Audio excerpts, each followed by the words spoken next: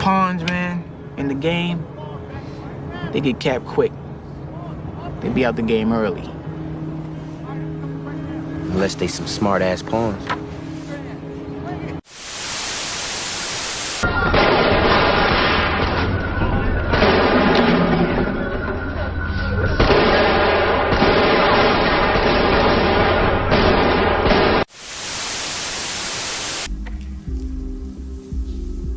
This is not meth.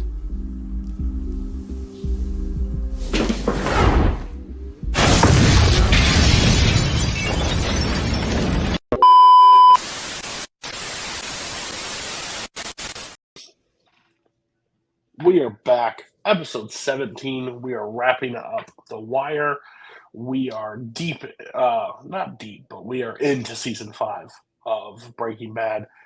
And Oz went vaudeville this week. That's all I just like. There's no business like show business, and I'll tell you, Oz put that to the test. If you thought Mark was out on Oz before, you ain't seen nothing yet. I'm under the weather. This is my Jordan flu game. I'm fighting under the weather, allergies. The last few weeks of August or first week of September always kills me. This is no different. But I will fight through. First, we're going to start with Breaking Bad. Then we'll hit Oz. We'll end up with The Wire since it is the season finale. Give Mark his hour and 25 minutes to spill on everything that he's going to talk about. First up, Matt. It is Matt's birthday.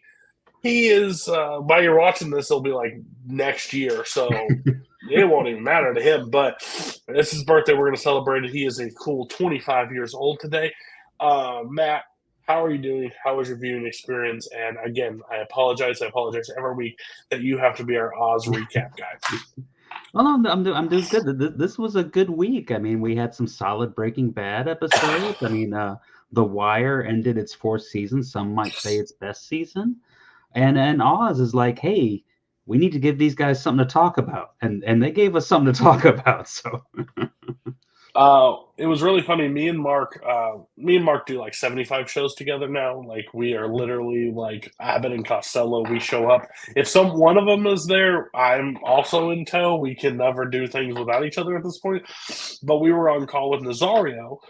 And Nazario goes, oh man, you don't like Oz? Like, what are you talking about? It's a brilliant show. He's like, what season are you on? And we told him season 5, and he's like, oh, the boxing one? That's good. I was like, that's the last time it was good. Every time he mentioned everything, it was all before season 4.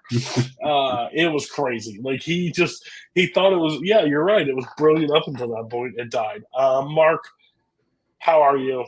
I mean, we're close to the end of our season 1 of this show. Like, you're the final season of 2 of our favorite shows, and then we still got another 8 episodes of season 6. So it's only season 6. But how are you doing? You know, like, yeah, it just I feel like, Breaking Bad, Wire, good stuff. Never have anything to complain about that. But just, like it's 9 o'clock right now as we're doing the show. It's 95 degrees outside, and like I felt more in hell watching Oz this week than I've ever been, and like that I feel like just right now, just and I didn't hate a lot of the stuff I watched from Oz, and then they decided to pull some bullshit. We're gonna get into it just in this bit, but like I don't know. I always got to end my week off of freaking Oz. It's the way it happens. I know that was like not to like jump fully ahead because we would never do that on this show, but I know it's like a bit in TV to like back, especially then, that there was always like a lot of shows featured one of those episodes. I'll be honest with you, I would have bet a hard amount of money that the one show that probably wouldn't have done that was Oz. Man, glad I couldn't bet back then because, man, I would have lost a lot. But it is my turn. We are going Breaking Bad. We are starting off At the end of this episode, we will talk about the mini-series that we have chosen to do over the 3-week period. Then we will take a break. It will be no break to you guys, but it will be a break to me, Matt, and Mark before we start on our season 2 because we are committed to the show. We actually are having a lot of fun. As 3 movie guys that have been stuck in this community for a long time, we're actually enjoying getting to deep dive and watch TV together. But we will take it away. We are on season 5, episode 4, 51. Basically gives you the call back. This is Walt's 51st birthday. So that flashback in the very beginning, he's his 52nd. So that was a year in the future. So basically, we got a year. We're catching up to a year. So it basically starts with the car shop. He's got his car that he's getting fixed up and lists a bunch of crap that is wrong with it. Guy goes, I really like that car. Like, that's a nice car. He's like, I sell it to you for $50. You want the whole thing for 50? What? Ends up selling the car for $50 and then just drives home in 2 brand new cars. The Walt Jr.'s cars are back and the other car's back. So he doesn't give a shit at this point. What was the Skylar thing or anything like that? He doesn't care. Then we get to Mike decided not to pull the trigger on Lydia. So Lydia is freaking out. She's getting phone calls. She's trying to figure it out. She's got 2 different shoes on, which is one of those things. She is not in the right state of mind. And the DEA is at her place and basically taking down their foreman. Lydia calls and basically says, hey, they're here. Mike, these guys are going down. And again, Mike has decided, we learned last episode, to take the payments on for the legacy payments, so he's going to be handling all that. Skylar shows up at home, basically sees the cars in the driveway, hops in, and then she is not the most copacetic to the family at this point. She's a little bit distant. And they go to the bedroom and basically they're getting ready for bed. He drops off more cash to her. She says, oh, you're back at it. And he goes, we have to make up for that $600,000 that you lost. There couldn't be any more not loving situation between the 2 of them at this point. And by the look on Skylar's face, and it's later through these 3 episodes, she's terrified of Walt. Walt is not a good guy anymore. Walt has become Heisenberg in truest form. It's funny that they break breakfast. 51 is put down on his food, similar to what Walt does in the very first episode of the season. Walt Jr. is like, that's a silly one. You gotta Skylar, fuck it. Takes his bacon and says, fine, I'll make the one. Here, you can have this half. You can have this half steak bullshit. We see the big board of Hank Schrader and all the lines connecting Gus Fring and what's the situation of who they're trying to tail down. He is now in charge of the entire he's now the head honcho basically of the group. And they're basically discussing about how much resources and stuff he has to the Gus Frings thing's kind of over, and he's like, yeah, but he says what he needs to say, but the mission he does not believe this. He's caught in who he needs to caught in the situation. So that's not there. The cook is still happening. They're doing that regularly. Marie breaks down to Hank and tells about the affair, and he goes, oh, I knew it. Walt's second cell phone, blah, blah, blah. He goes, I'm not talking about Walt. Skylar? What? Yeah. They're all having a birthday party at the thing. Skylar just walks into the deep end of the pool, ends up passing out. And everybody around her, shell of herself. No one's noticing what's going on in the situation. Jesse shows up to Lydia's place.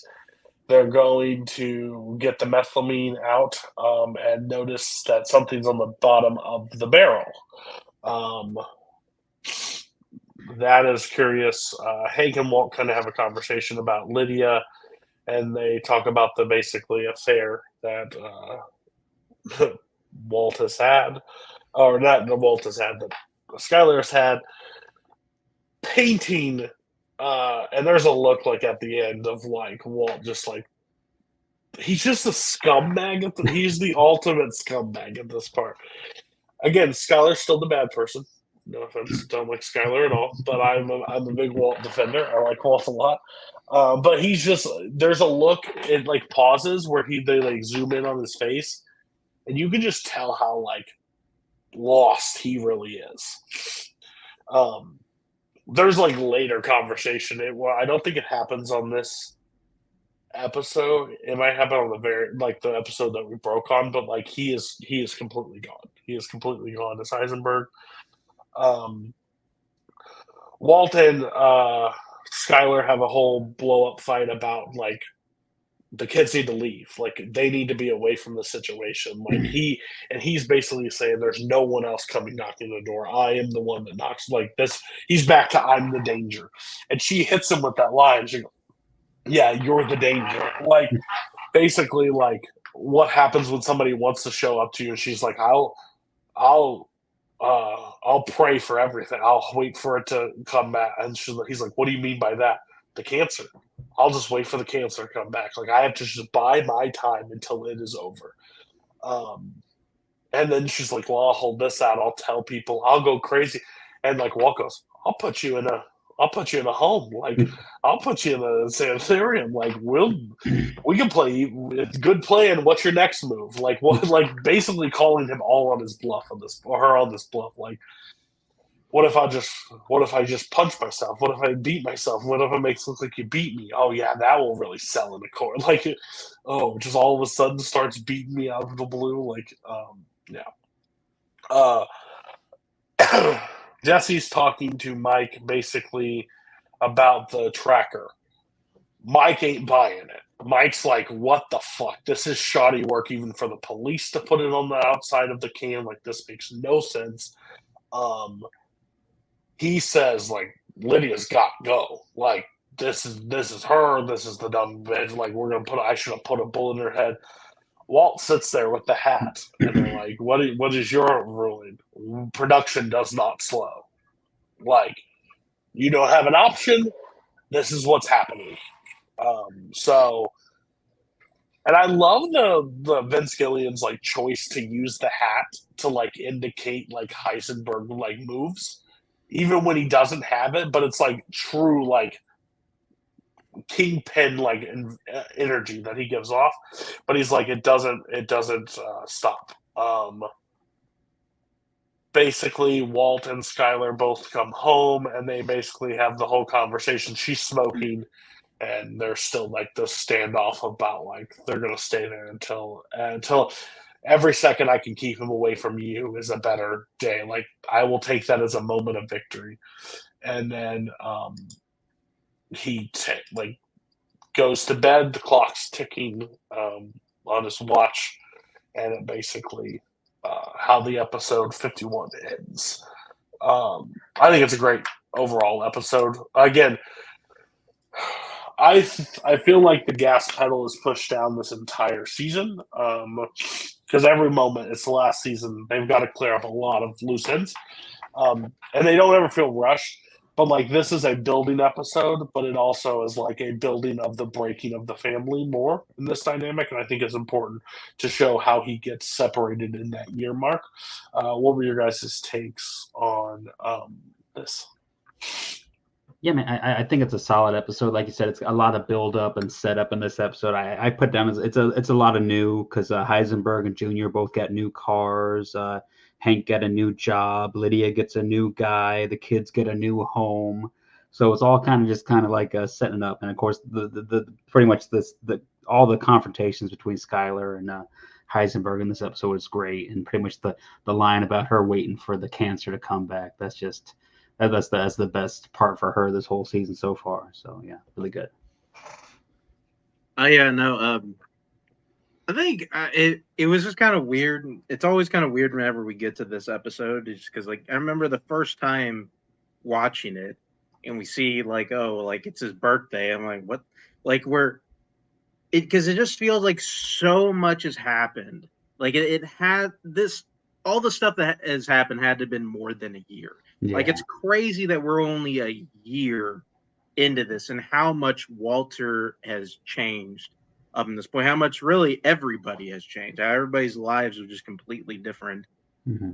And honestly, for the longest time, I thought the next episode we were going to talk about was the one directed by Ryan Johnson. I never remember that, this is actually the Ryan Johnson episode. And kind of bouncing off of the last one he did, a Fly, he goes into also just a very character driven episode, and he constructs one just really uncomfortable dinner scene, like maybe just one of the most uncomfortable dinner scenes like we'll see in TV, and then just one of the better scenes where it's two characters going at it with Walt and Skylar just butting heads and her just trying to kind of save the family in her own way. It just like really good, like really compelling stuff. This is probably at least like Anna Gunn's like signature performance of the show. It's probably the best performance she's given up into this point. So yeah, just really good episode. And I think it's also one where it's a really good episode, even though like there's just not like a ton of like crime or drug stuff happening. It's all family conflict.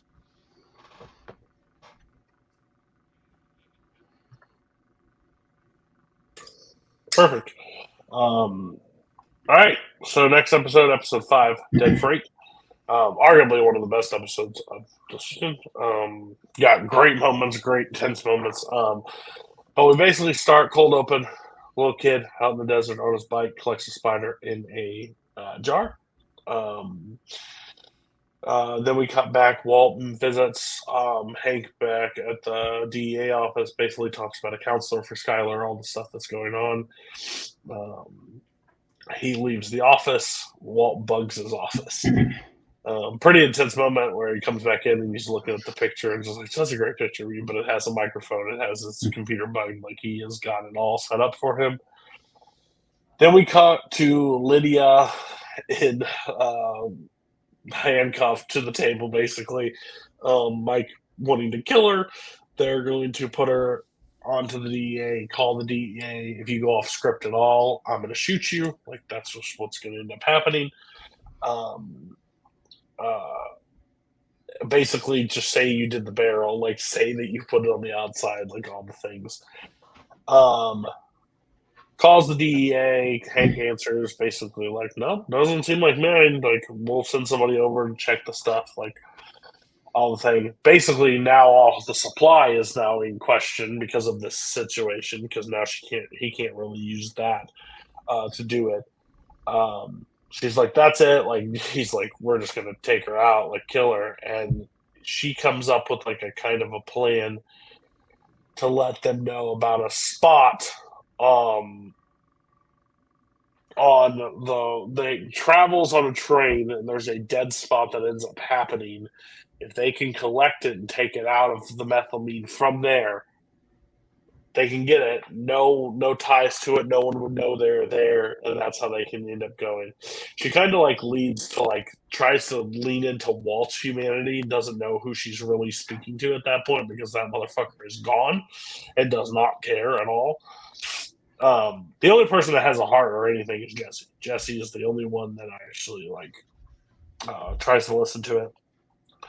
But that's their plan. They're going to try to do the steal from the train. That's good luck.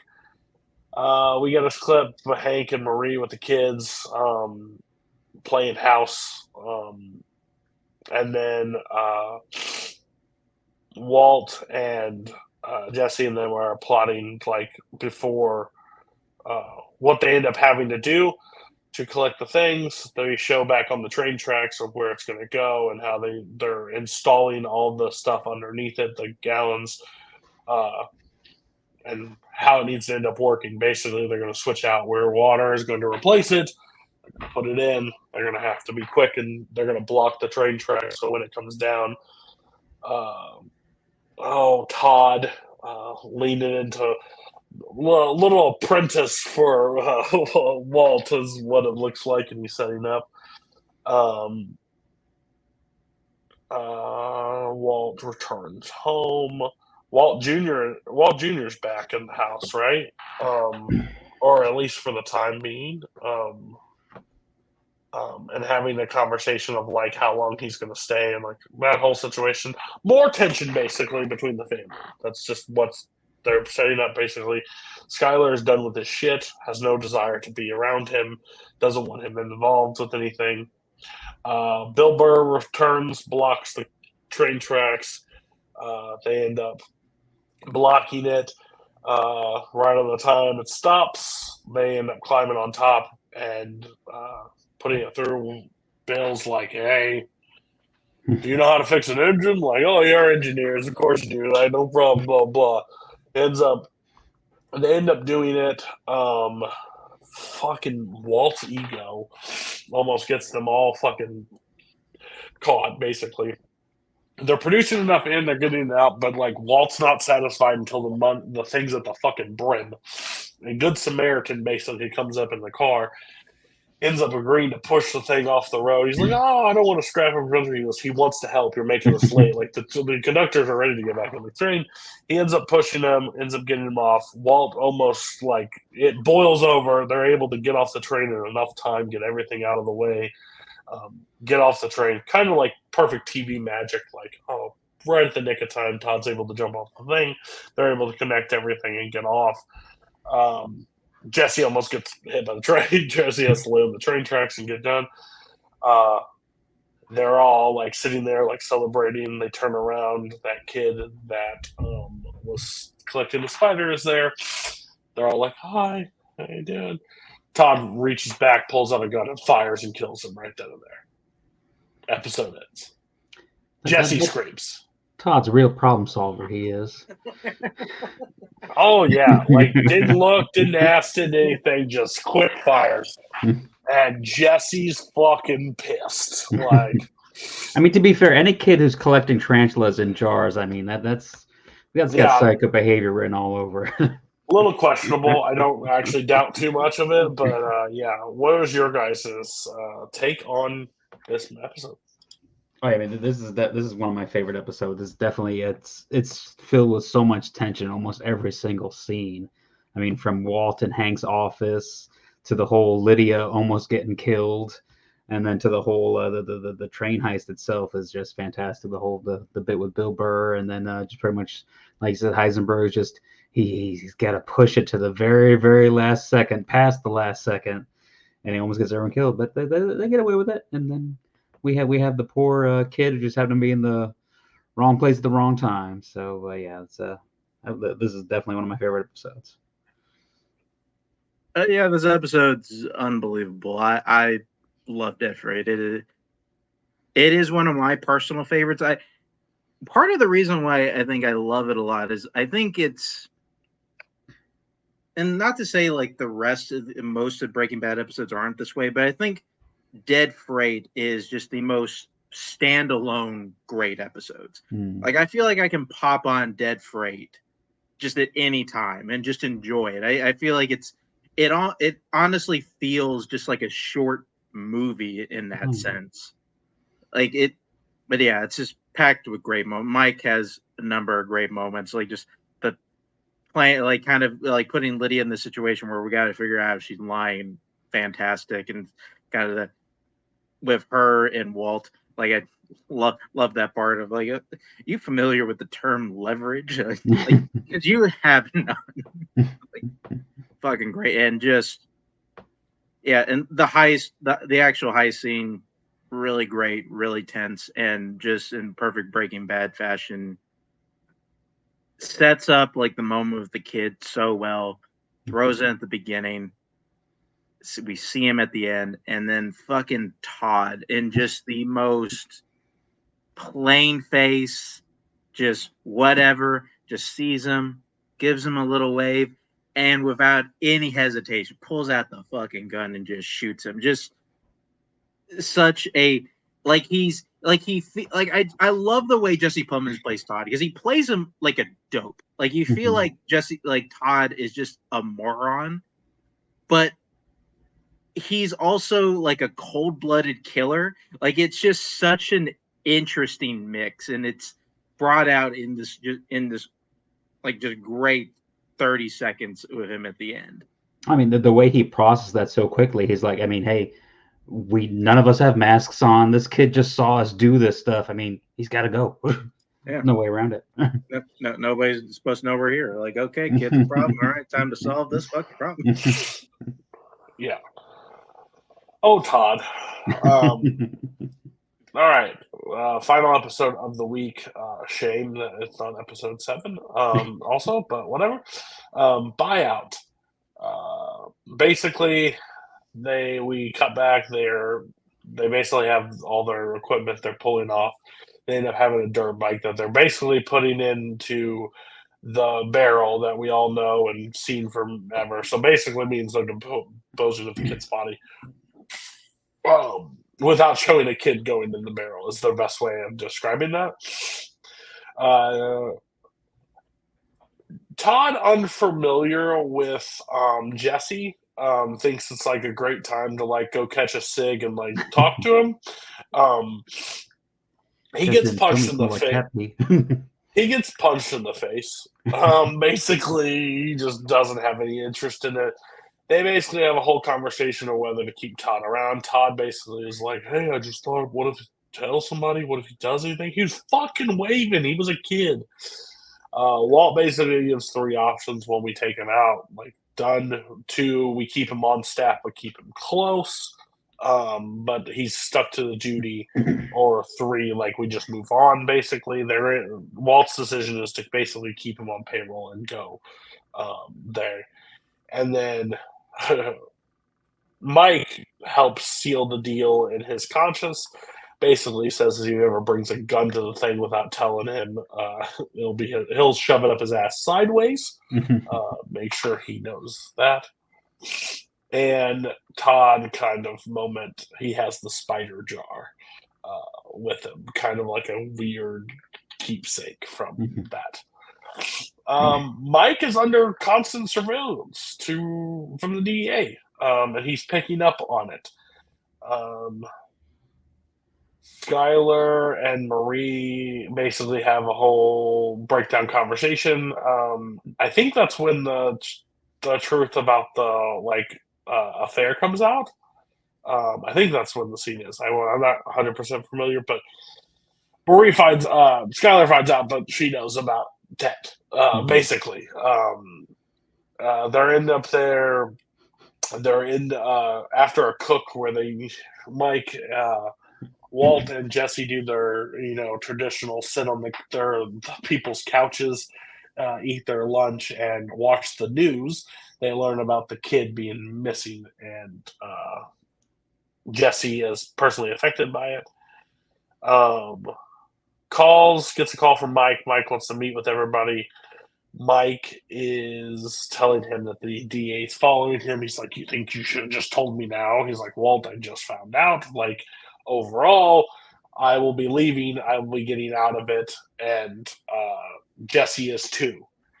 And we'll be done with both of those things. And he's like, after we just stole that methamphetamine, we're going to take our 2/3 of that methylamine and we're going to sell it. And we're going to be able to get $5 million a piece from each one, but we're going to walk away. Walt is not pleased. Basically, he's like, for everything I've done for you, Jesse, like all this stuff, like this is the thing. They meet with a guy out in the desert, have a gallon of it. He says, all right, we'll need about $10 million. Will it be an even 10 to get this? Here's a gallon to test it, but we'll be selling it. He's like, that number did sound weird when you did come into it. So what's happening to that other 33% of the methylamine you got? I would willing to pay it if I could guarantee that blue meth is off the street. He's like, it won't be a non-starter. He's like, no. So new negotiation, all of it 15 million, meth is gone. Like the blue meth is gone. So now Mike and Jesse cannot get out without Walt. Jesse goes to Walt's house, basically has a conversation, and we do get the most Walt line, Heisenberg line of the entire thing. If I was in the meth business or the money business, but I'm not neither. I'm in the empire business. Jesus Christ, this man is completely gone. And then Jesse comes in and they have Skylar comes home and basically like, oh, he can stay for dinner, right? Skylar's just done. She sits at the table and goes, what did you tell him about the affair? My affair? Or just knowing that now Walt knows. Am I excused? And leaves the table. It's kind of one of Skylar's baller moments. She's like, "Fuck you, Walt." Poor Jesse. That was the most awkward dinner ever. Dude, these freaking green beans are great. These are the best ever. I got them from Ralph's, from a supermarket. Oh man, good taste. Shocking. Walt shows up to take the methylamine, and guess who's sitting there waiting for him? Mike. Mike knows about Walt and knows that no plan goes perfectly according to plan and Mike basically lets him know that, or Mike lets Walt know that it's happening. Whether you like it or we are selling it. We are out. And basically they have to stay in a room together because Mike doesn't trust him, basically thing. And then the sun comes up. Mike goes, sorry, Walt, I got to do some errands before this happens. I'm going to have to chain you to the the radiator, basically. Chains in there, of course. Does it with basically a zip tie. Walt's able to find a plug in the wall from the coffee maker, ends up being a smart guy as he is, able to basically burn his way out of the cuff. It was also cool. I jumped over it, but when Jesse and Walt are basically talking, he talks about gray matter and talks about how much he sold it for $5,000 and now it's worth $1 billion with a B. I'm not making the same mistake twice. And he's like, are you saying a meth empire is even anything to be happy about? And motherfucker don't care. He ends up getting out. Mike is sitting there with the DEA agents and Saul about discussing what's all going on. And then they get back to the thing. It's gone. Mike pulls a gun and puts it right to Walt's head. And Jesse's like, listen, hear him out. There's a way we all get paid out of this. There's a way. End. Man, what a weird way to just end on a giant cliffhanger, Mark Menchaca, you jackass. And that is Buyout. I don't know what could possibly happen next. There's just this title called Say My Name. I wonder what name. It's not a cool episode at all. I guess I'll just learn more about that next week. This is it's another solid episode. One moment that you didn't mention that I think is really kind of contributes to a lot of what happens the rest of the season is when Jesse and Walt are cooking in the house and they see the kid on the news and Jesse's all down in the dumps about it and Walt's like, oh yeah, I mean it's horrible, it's got me down too, but I mean we just got to kind of persevere, we'll get through this. And then Jesse catches him 2 minutes later, just whistling away while he's working. They're like, not a care in the world. Yeah, I think that's kind of really the turning point for Jesse and Heisenberg's relationship there. And then that's kind of when he goes and talks to Mike, and they kind of come up with the idea to stow it so he can just get out and get over with it. And then you, like you mentioned too, the thing with the gray matter, and it kind of shows how much that's just been eating away at Walter for all these years. He talks about he checks and see how much it's worth every single week, and things like that. And that kind of gives you a little insight into why kind of his ego has gotten away with him, and he's where he is at now. But yeah, I mean, this is definitely. I'm definitely pretty much. If it wasn't going to be so late when we're done here, I'd go start the next episode right after this. But tomorrow. Yeah.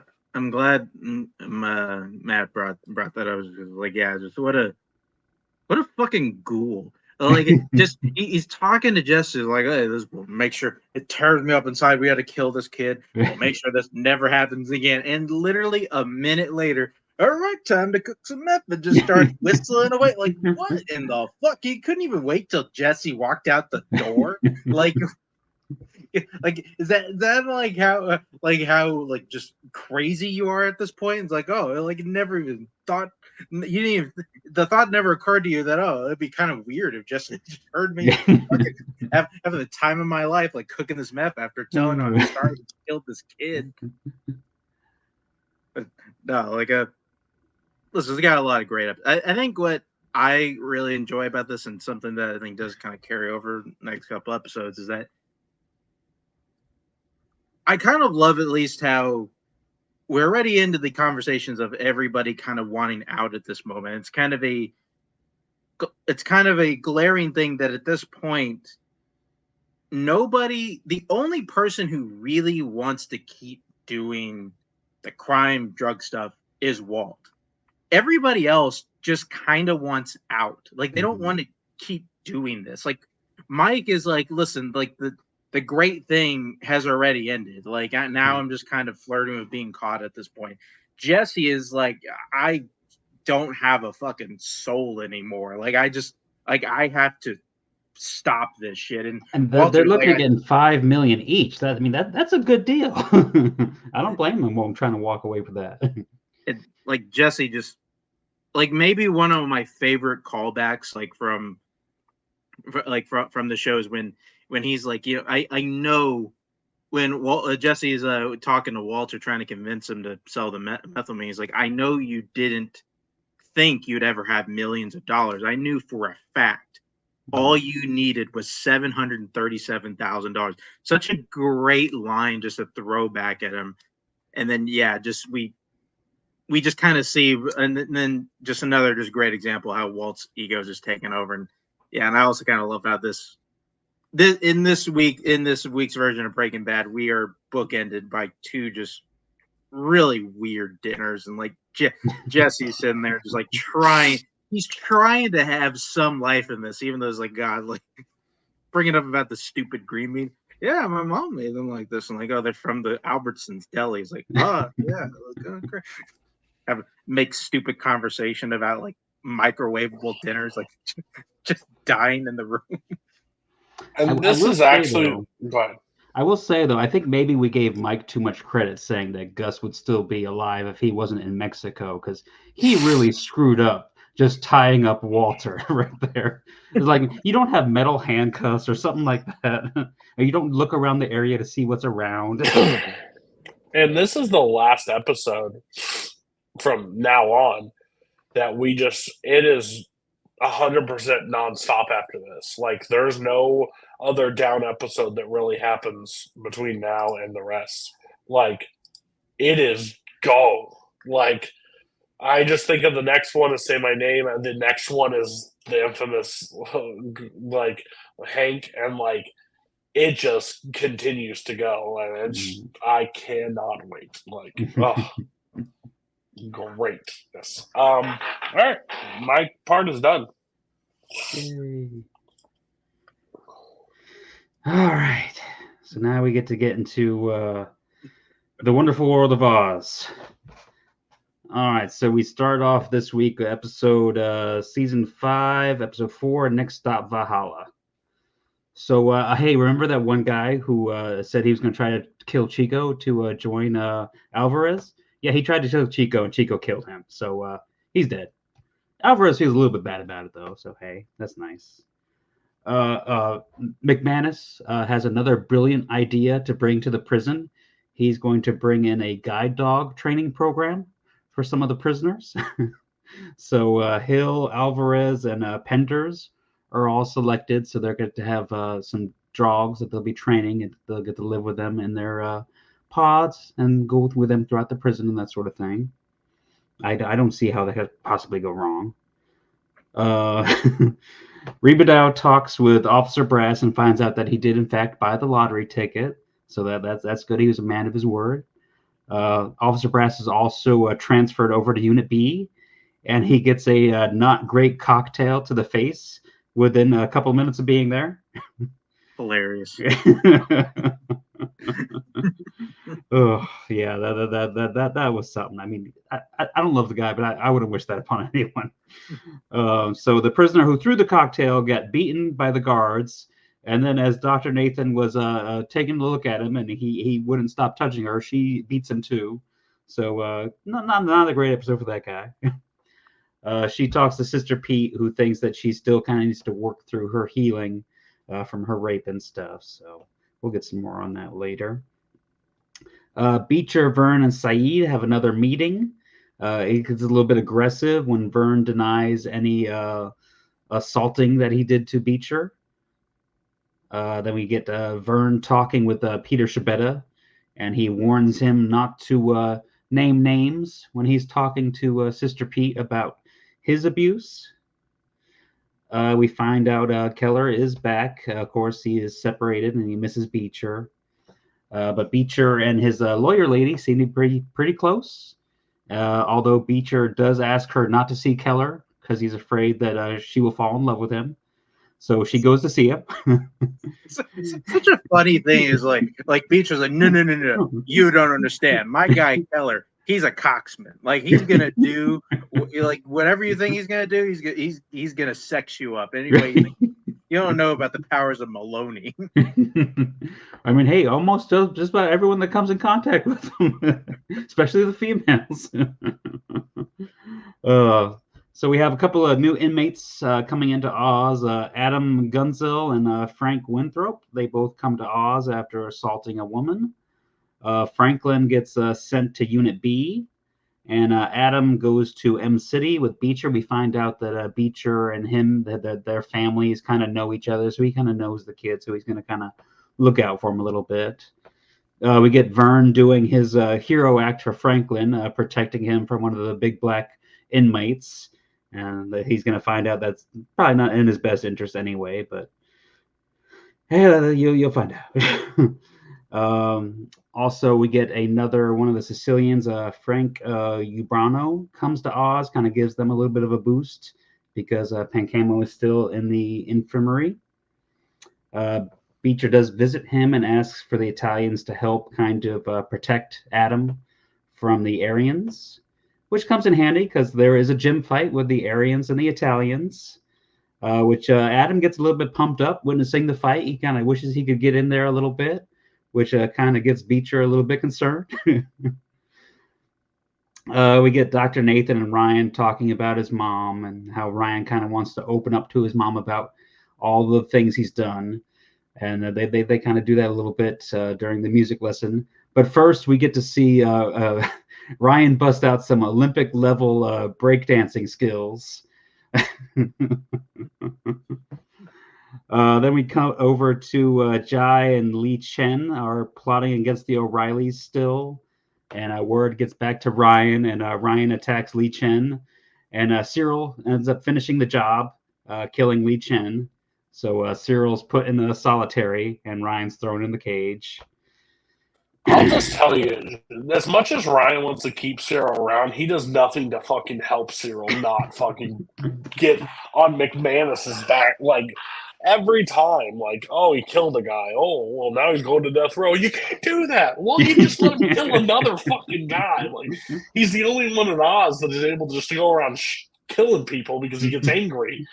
Like, what do you want from them? He can't help it. Yeah, bullshit.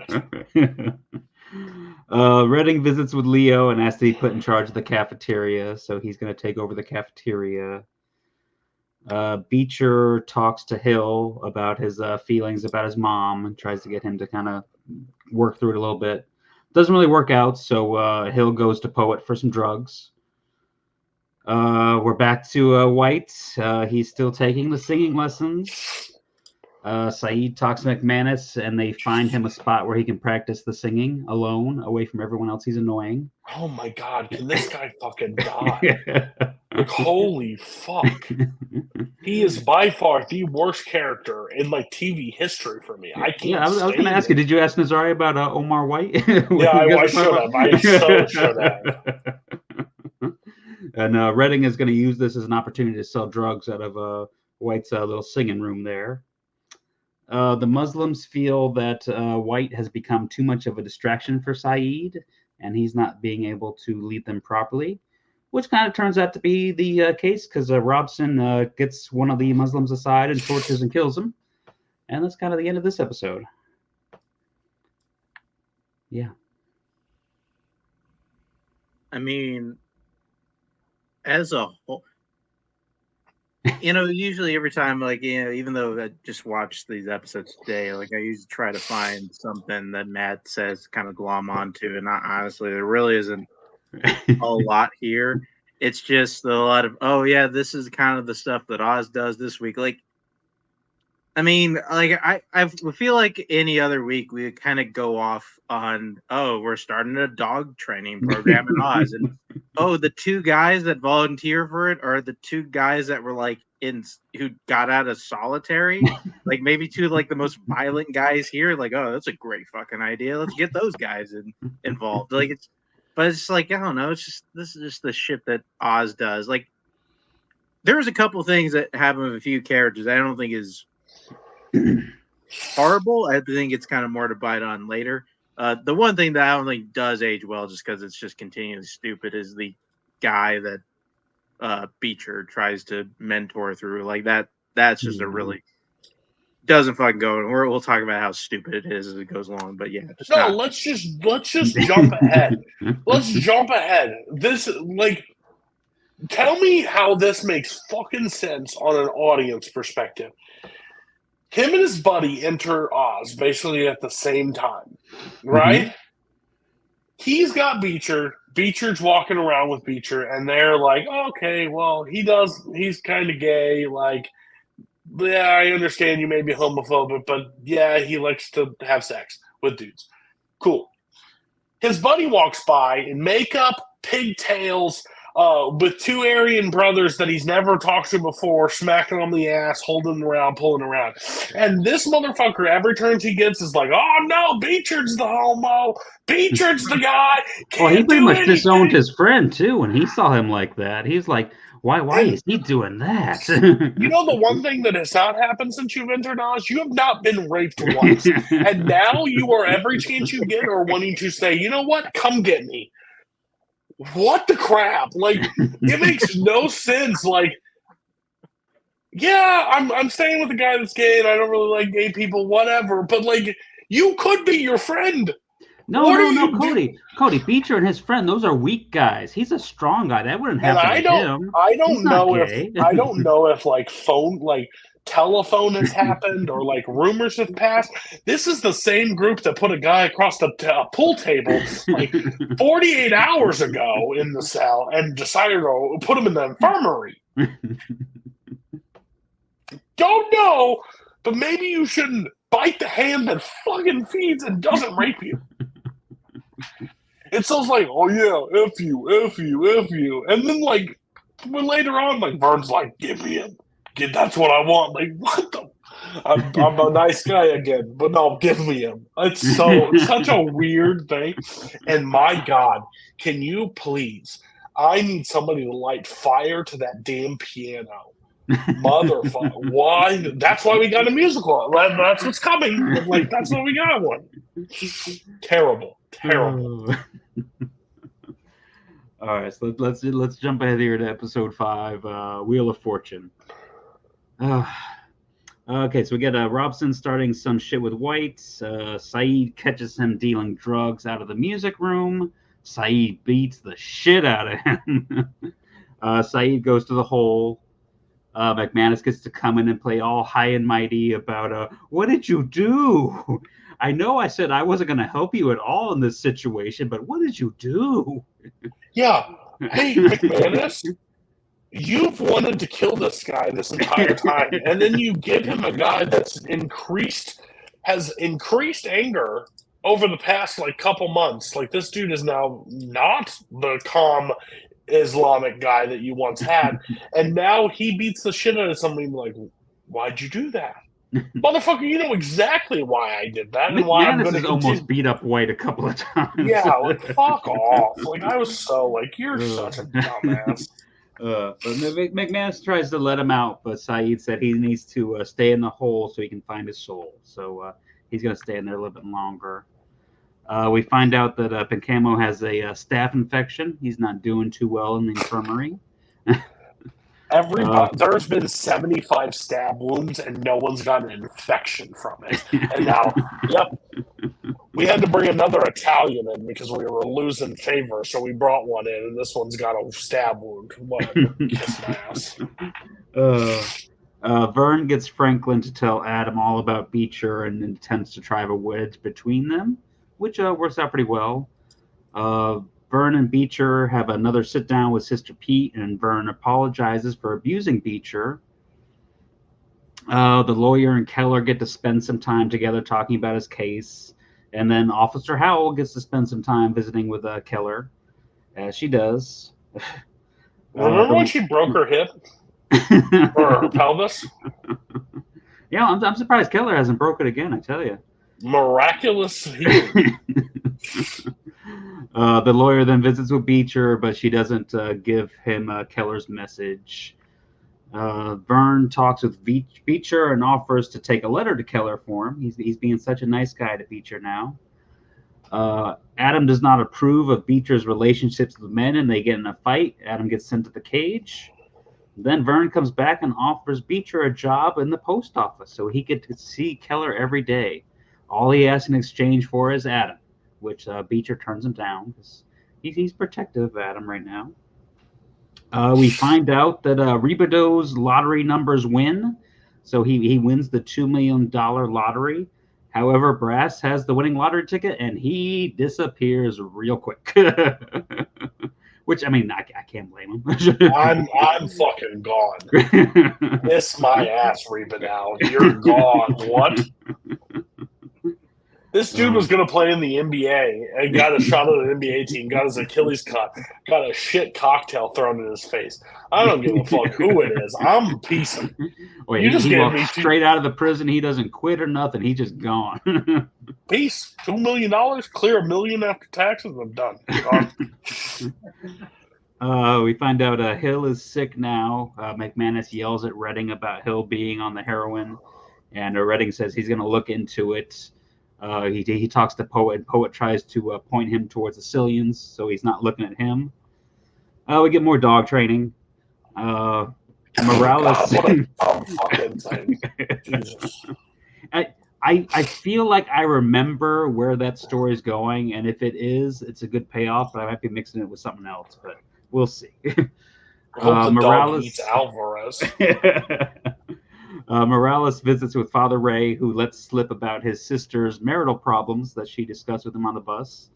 So Morales has a visit with his brother-in-law, and it doesn't go too well for the brother-in-law, who gets beaten. Timmy Kirk is back. Yay! Father Ray refuses his request to come back to the Catholic Church. Cyril is having violent episodes in solitaire.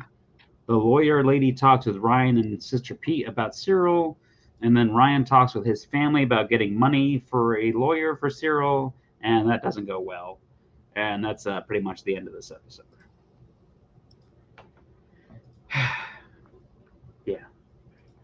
Yeah.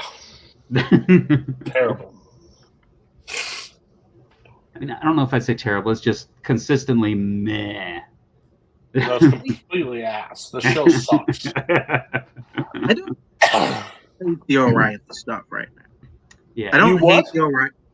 I don't hate it. Like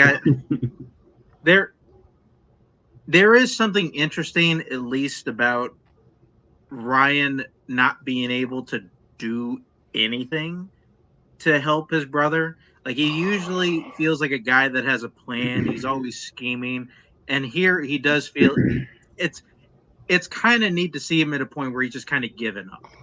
Like I'm not sure. Like it's also one where I'm not sure where this is gonna go. Oz will probably find a dumb way to take it. I don't know. But yeah, I mean, all right, it's just like okay, like I thought the brass stuff was pretty funny. It was like, I mean, because I'm thinking, if Rebadow was right, yeah, the brass probably just gonna take the fuck off. Like he ain't gonna care. It's like, and it's funny they're talking about. Well, I thought he had more honor. That like, yeah, he won the fucking lottery. He can't fucking walk. He just had shit thrown in his face. Like, yeah, he's fucking out of here. And also like this was like fucking in the early 2000s. I don't think like $2 million back then went a lot longer. Like back in the early 2000s. He was fucking set now. Yeah, I'm gone. No question asked. So sorry about your grandkid. I'm gone now. I don't give a fuck. And they even say it's like, if it was anybody but Rebadow, we'd understand. But Rebadow, like, no, nope. I'm gone. I'm sorry, Rebadow. I don't even know you. I didn't know you before this. I don't know you after. Bye. And you're never gonna see me outside. So what the fuck does that matter? No, I'm complete opposite of Mark. I could give two shits about the O'Reilly situation. It's not interesting. Like, if this wasn't the same story we've dealt with for the last, 3 seasons now, Cyril's and O'Reilly's hard to, like, if there was actually a conflict between the two of them that made sense, it just doesn't make sense. There's just, like, no situation. It's like, do we get a lawyer? I may be jumping ahead because this might be the next one, but, like, bringing the family together, talking about the situation, like, doing all that stuff. Like, fuck off. Like, I don't care. Like, that's not an interesting conversation anymore. O'Reilly was an interesting character when O'Reilly was scheming. O'Reilly's not been scheming since boxing. Yeah. O'Reilly has just been mom came into the picture. It's just he doesn't do anything. He doesn't do anything interesting. He doesn't. His was the tension. He created the tension in all the first 3 seasons. He got the Italians to fight with the African Americans. He got the Aryans to be upset and stuff. He was able to move the needle. Now the needle's not being moved at all. Everybody's just kind of neutral where they're standing, and O'Reilly's just sitting there bitching about Cyril. I don't care. Like, Cyril should have been put down a long time ago at this point for what he's been able to do. And if you're not going to create that tension, they would be better off to kill Cyril, take Cyril out, and create O'Reilly to be a vengeful fucking asshole. Like, that would be interesting. Where, like, if he actually came at McManus, interesting where we're at. Like McManus could die. Like, that would make an interesting episode. Like, they try to attack him, like, actually. Or O'Reilly goes down by trying. Like, there's something. That character has, like, lived its course. Either him and Nathan have to do something together to move that needle, or it's just a failed storyline at this point that I just don't care about. And the $1 million thing, and everybody's like, you're supposed to care and feel bad for Reba now. No, every audience member is watching that is like, peace, motherfucker. Like, did you see? He's walking with a cane. You just gave him $2 million. You picked the wrong fucker. Why didn't you call McManus? Like, and I think they like threw the shit cocktail in his face. Like, oh, people are gonna hate this guy for taking the money. Let's make him a little bit more sympathetic. Let's do this. No, but he got his Achilles tendon cut. We all sat there and be like, makes perfect sense to us. You could be a regular guard who didn't have a single problem in this prison. You get that lottery ticket, I'm gone. It could be motherfucking Teresa in jail, wrongfully imprisoned, and she gave me numbers to a thing. Guess what? I don't know who Mother Teresa is anymore. I've never even seen you. The Men in Black literally thing went off in my face. I've never worked at Oz a day in my life. What are you talking about? I will send you a postcard from a fucking island. I'm gone. I've never talked to that prisoner before in my life. I don't know what they're talking about. That's a good. Why didn't he get like somebody like Sister Pete to buy him the lottery ticket? Because never going to screw anybody over. Like. Yeah. Because they had to make him seem like a dick to get out of there. Like, we were all like, yeah, bro, I wouldn't even came back to work. Like, that's crazy that you're here. He those numbers, and he had to go to the first person he saw before he forgot the numbers. Yeah. He sat there and goes, you know what a minimum of a basketball team? It makes this much money. Oh, wait, that guy stole the $2 million? What? Of course he did. What has Oz given him besides a fucking ruined life? No, dumb. Okay. We all thought it was stupid when Remadow got the money from all the inmates. Now you think it's I understood that. I would be sitting there as the most dumbfounded person if he showed up and handed it over. I shank Remadow for 50 grand. What are we talking about? Like, get on Yeah, with this. like Cody said, he's probably only gonna get $1 million after taxes. He's gonna No. give him what, $500,000? No, No. nope. No. To maybe help his grandson? Nah. No. All right, so episode 6, variety. Yeah. The first thing I have here in my notes, like, oh no, is this a musical episode? Oh, it is. Which I don't usually get too much into the whole the little, like, the Hills little things that he talks about in each episode. So I won't delve too much into it. I'm sure we'll talk about it a little bit after. I know it starts off kind of with Sister Pete going through her little musical number. Then later on, I think Redding does one. Then we get one from Father Ray. Then we get one from Vern and Beecher. Was there anybody else that did one? I don't. Beecher had 2. It's all. No, the that's people, right. Yeah, Beecher's got one at the solo one at the end too. Yeah. It's all the people that can't sing. They got musical numbers. They're like, hey, like I know we have Rita Moreno. Yeah, she was in a couple musicals. One of the most famous musicals of all time. And then why don't we just get everybody else, like, who definitely can't fucking sing, and just fucking torture the audience like every time, like every 10 minutes. Yeah, so I'm sure we'll talk a little bit more about that later on. Mark, But how we mad start were off. you when it happened?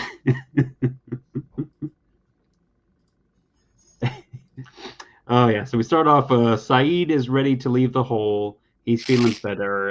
Him and White, they exchange apologies. Everything's doing good. White explained to him he was forced to sell the drugs. So White does singing, so he gets to actually do a song in real life in front of all the prisoners, and it wasn't terrible. No, it was. It wasn't the worst singing we heard in this episode. That's true. It wasn't the worst. And he did it without getting high, so good for him. Then we go over to Robeson, who is having some dental problems. He goes to the dentist, who recommends that he get a gum transplant from a cadaver. And he kind of debates back and forth and decides to go through with it. And as he's doing it, the dentist kind of messing with him, talking about the new gums could come from anyone, even a black person. So then we get more dog training. Yay. Alvarez wants to give his guide dog to the guard he blinded. I see nothing bad can come from that. Okay. We get another new inmate. Father Daniel is coming to Oz. He's sentenced 15 years for punching a cop at a protest. And he gets bugged up with Ryan. Cyril's trial starts. And the judge is not a fan of Cyril and his outburst. So Sister Pete goes to him and gives him a sock puppet so he can talk to it at court. He names the puppet Jericho. And in one of the creepiest parts of the episode, when Jericho talks, he has like a different voice. It reminded me of something out of like Primal Fear or something like that. It was, I don't know where that's going, but we'll see. It's fucking terrifying. Ryan tries to get Shoop to switch his story. He goes to Morales and offers to kill Jaya in exchange for his help with Shoop. And suddenly Shoop has an accident and loses his arm. The one time we don't get to see something cool happen, but hey. Hill is still in the hospital. Redding is still trying to find out who gave Hill the drugs. And Poet is making sure he looks everywhere but at him. They dose one of the Sicilians with LSD, making him brain dead to try to cover up their tracks. Jesus Christ. Peter Shabetta talks with Sister Pete about his rape. Leo pretty much says he's kind of okay with prison rape because it helps keep people in line. So Dr. Nathan talks to Shabetta about the rape, and then Sister Pete teaches Pacamo how to pray. They kind of trade people they're having issues with and kind of try to help each other out.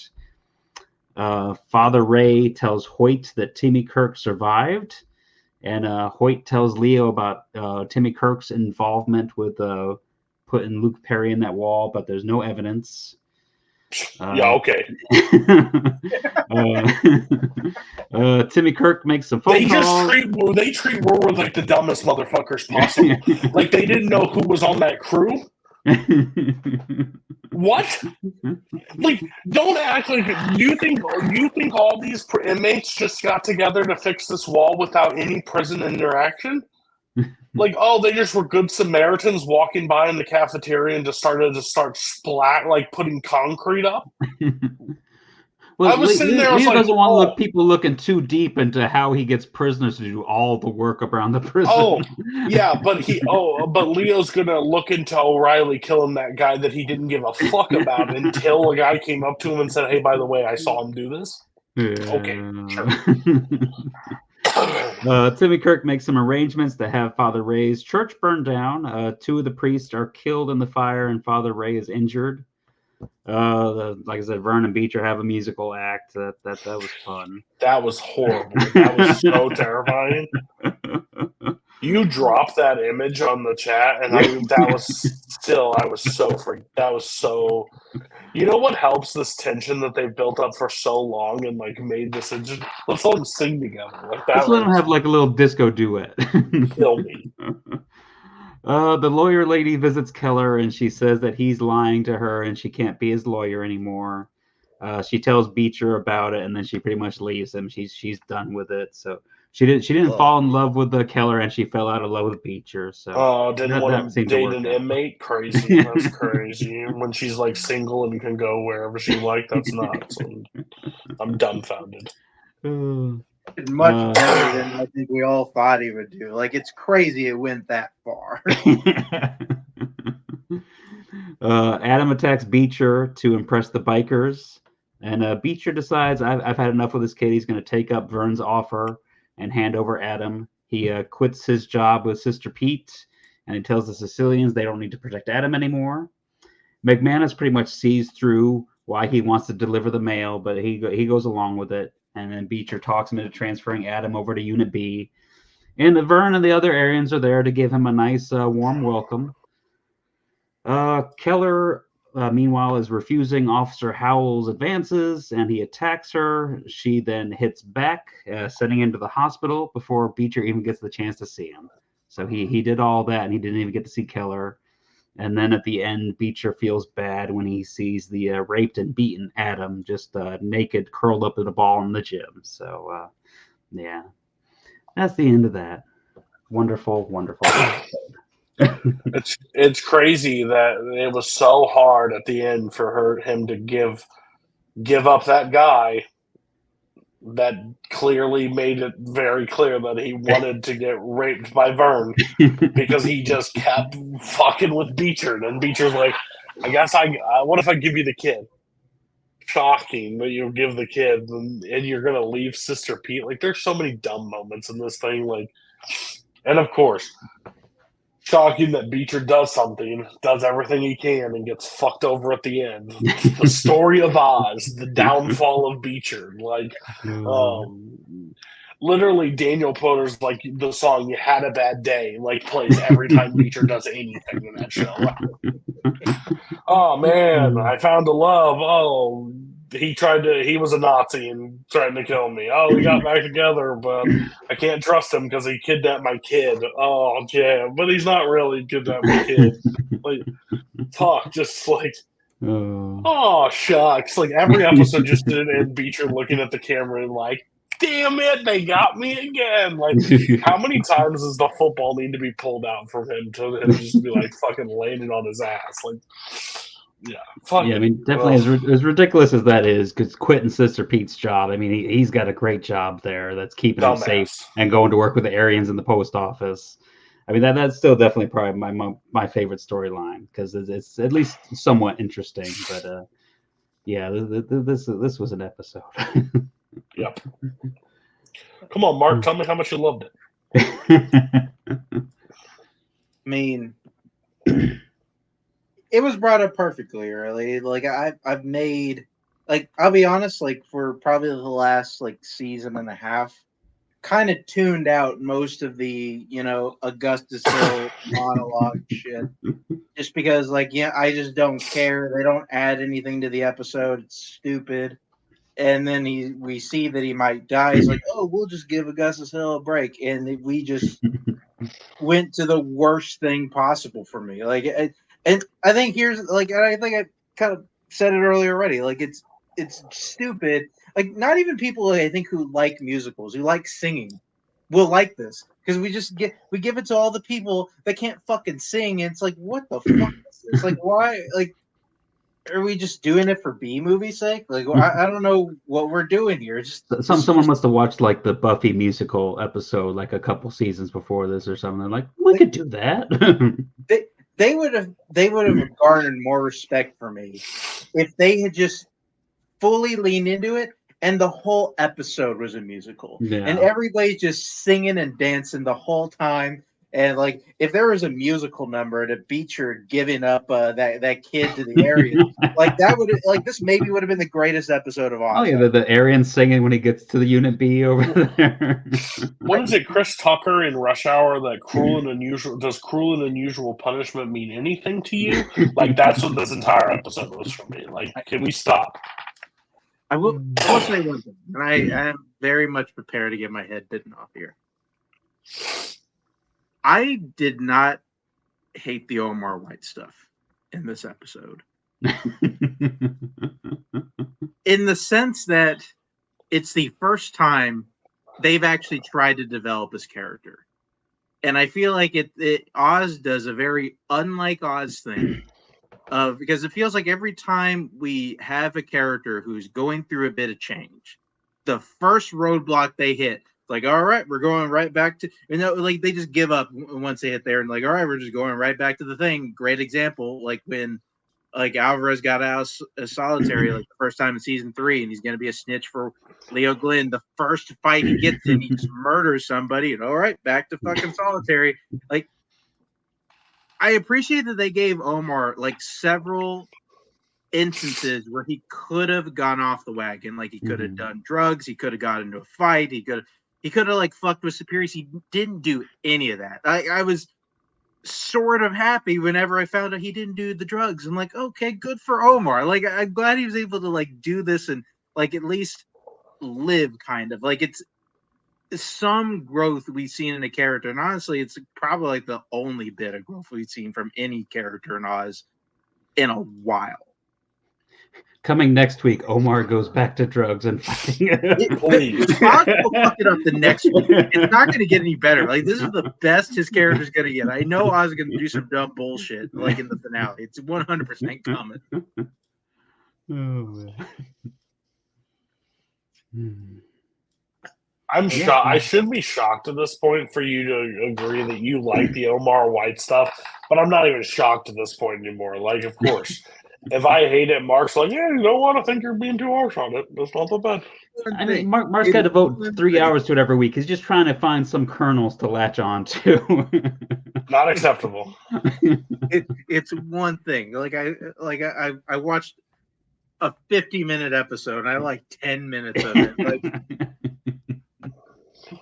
I mean, it made up for me dying the rest of the time. I thought we were only going to get one musical number, and then I was like, nope, we got a couple more sent your way. We got you, buddy. Like, no. Just wait. Do you like jazz? Like, here it comes. I thought the Father Ray one at least was interesting. I didn't like the Reading one. I didn't like that, or the oh no. No, they weren't. No. Well, I guess it's time to wrap up. I'll just say it before Mark's able to talk. The best season of The Wire. So I haven't seen season 5, but this is by far the best across the board season for me. So wrap it up. Keep it under an hour. Oh, we'll see what happens. Yeah, give it a go. No problem. Start out with episode 11, A New Day. We'll start out police political side of the realm here.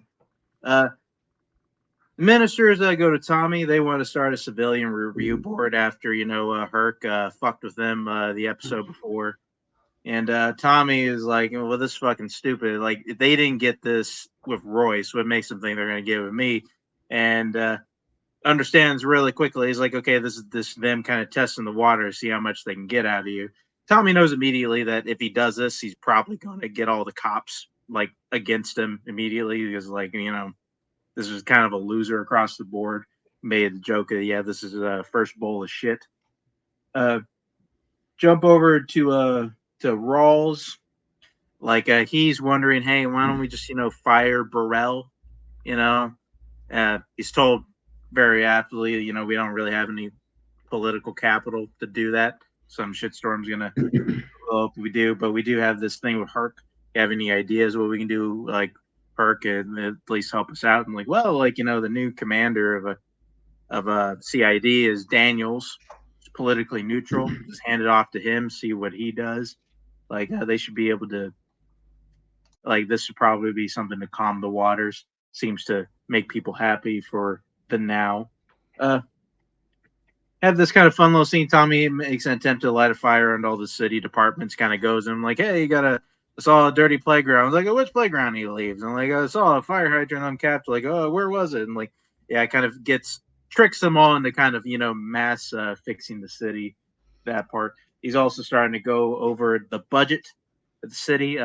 Got some small kernels thrown out like throughout this episode, and also the prior episodes that they haven't gotten anything back from the school. We don't know anything about the school budget, so possibly something coming out after that. Also, a little fun little scene. I always like it. We got McNulty and Bodie sharing a meal together. Like honestly, just one of my favorite little scenes. Like nothing really comes of it. It's just kind of fun. Just sit together, talk to each other. Daniels goes ahead and he reinstitutes the old major crimes. Say, hey, we don't need this dumbass Miramo like running this thing into the ground. Let's just get this thing up and running again. Put Freeman at the head. He gets in a meeting and tells Freeman, hey, you can put anybody you want to start up this thing. As far as I'm concerned, like you're the guy. What? We're going to get the band back together? What? No! I was so shocked when the band was getting back together this late in the season. It only took 11 episodes. We got together in season 1 right out of the bay. We got together in the next season in like episode 3. We waited till episode 6 in season 3. Bitch, we waited until 10. We were waiting. Or 11. Yeah, that's what I'm talking about. Love it. That was coming. I almost texted you. I'm like, oh, you can't. I almost sent the gif like, we're getting the band back together. But I let it zip. Yeah. Then also in that moment, whenever like Daniels does ask to bring back major crimes, like Valchek notices that and like tells Rawls like and like nice let the golden boy like get some of his and at that moment he didn't realize. At that moment he realized that like Daniels is actually being groomed for leadership and like they actually don't care about me being commissioner, which Rawls thinking he's gonna be the leader of this shit is kind of stupid.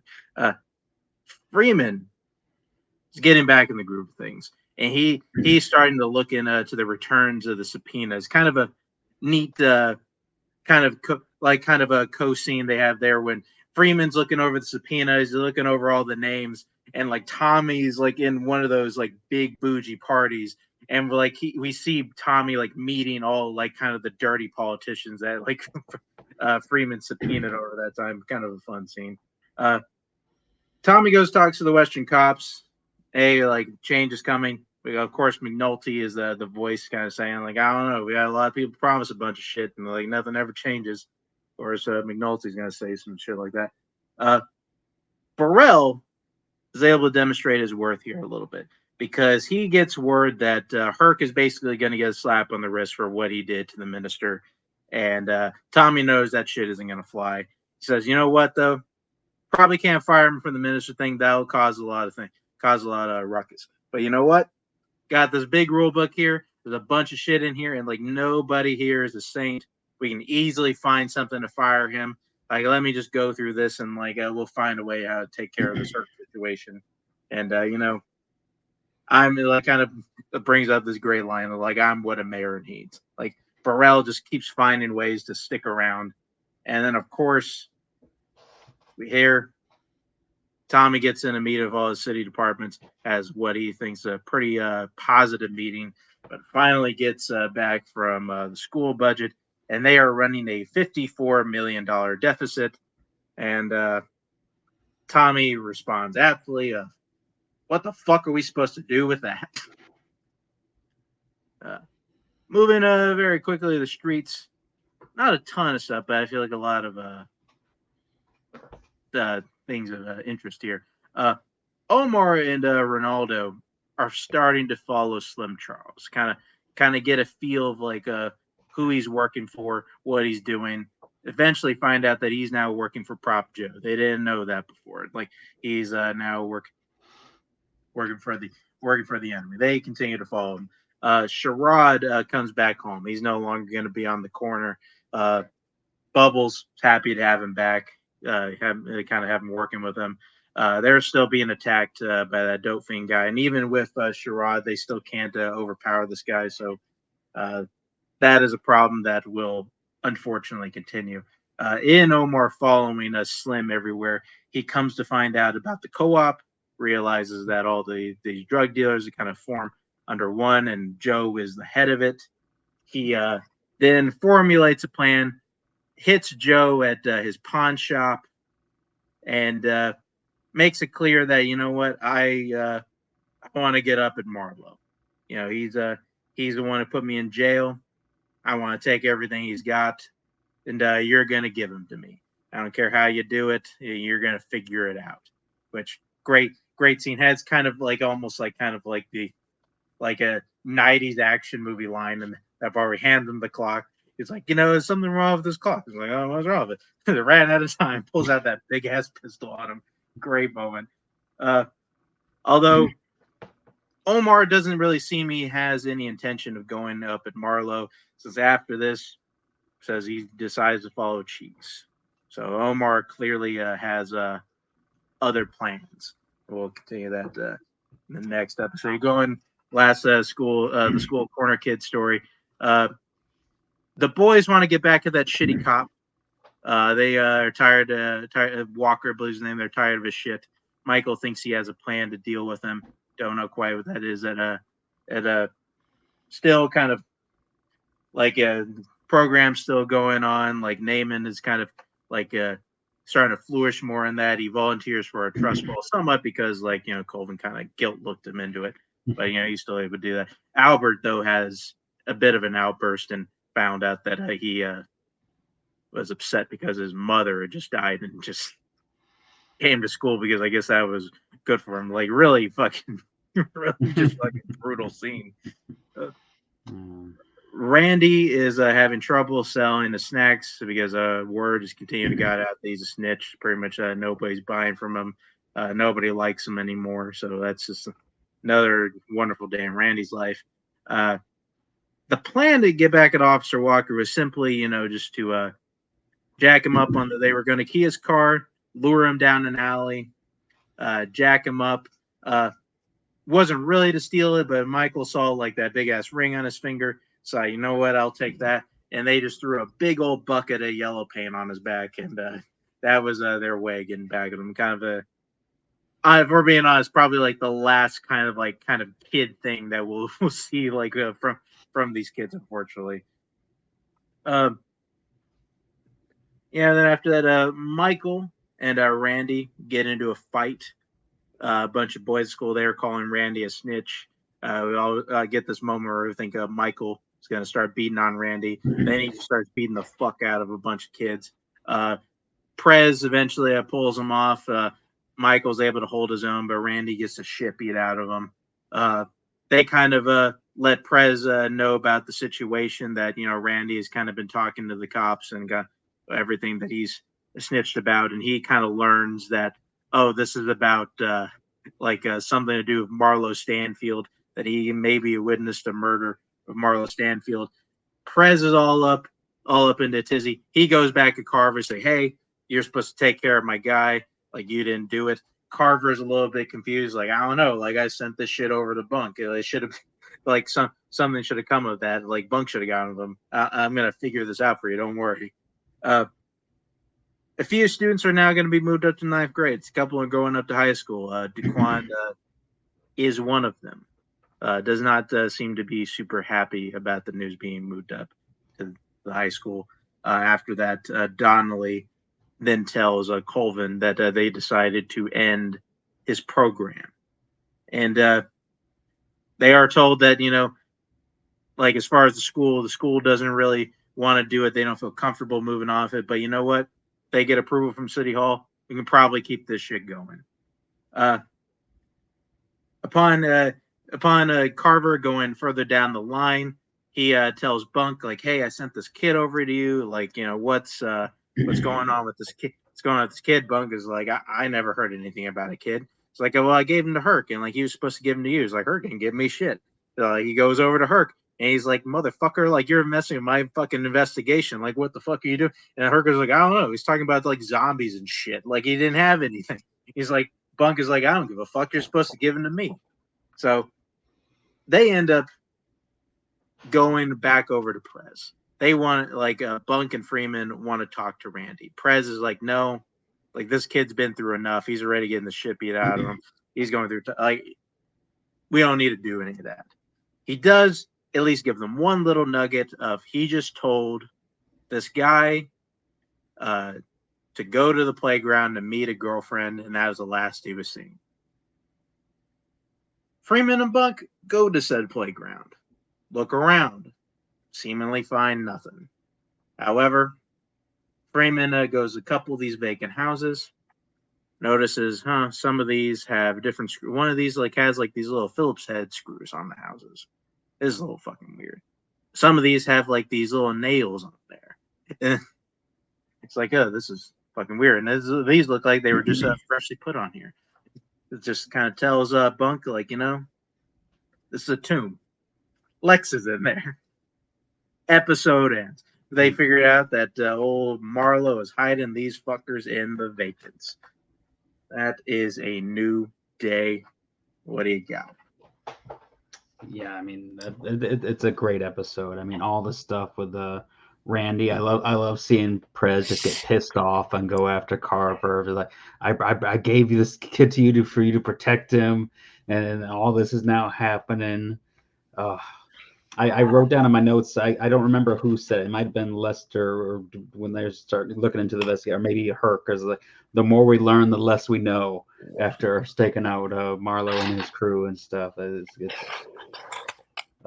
then the Lester pretty much kind of putting it all together there at the playground at the end. It's good stuff. So I'm going to anger Mark Menchaca. So is it fair to be frustrated how like everything we've done this for 4 seasons now. Everything just seems to fall into place to end every season. And I get it. But this group doesn't ever face like adversity. He cut it off. He's like, "I'm done." I mean, we'll get into it. I feel like a lot doesn't even get tied up in this season. Right, but like they were able to do we not believe it's a little where they find the tombs not a little bit like of course they find it. Pretty much everyone on the street already knows that there's dead bodies in these buildings. Right, but then why do we always have to save this stuff for the very end? Like, why does it have to feel like, aha, it's the Scooby-Doo pulls off the mask. That's like asking, why does the climax not happen in the first 10 minutes of the movie? No, that's not. I don't know what you're talking about. No. Currently, I don't know what you're talking about. I don't know what you're talking about. Stop it. That's not what I'm saying. This isn't the climax, though, right? You're saying it doesn't tie up a lot of things. You're right. But, like, the thing that they've been hiding at or whatever, it doesn't, like, it's, like, the Wire crew is the dumbest crew possible. Well, when Herc was in charge of it, yeah. Because, like, everything, no, not just Herc. It's when, oh, God, what was the first guy? McNulty, Daniels, like, everything is just, like, right there, but, like, oh my God, like, right, like, think about the very first season, like, no one's seen Avon. No one knows what Avon looks like.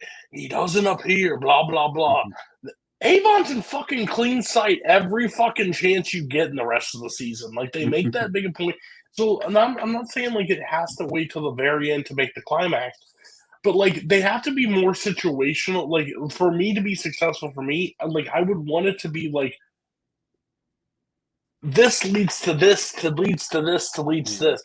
It's just like, oh, what? Here it is. Shocking. Like, it's just, it doesn't feel like investigation work. It feels like, ooh, we opened the right door at the right time because this magical thing stands out. And Well, that's that's the difference.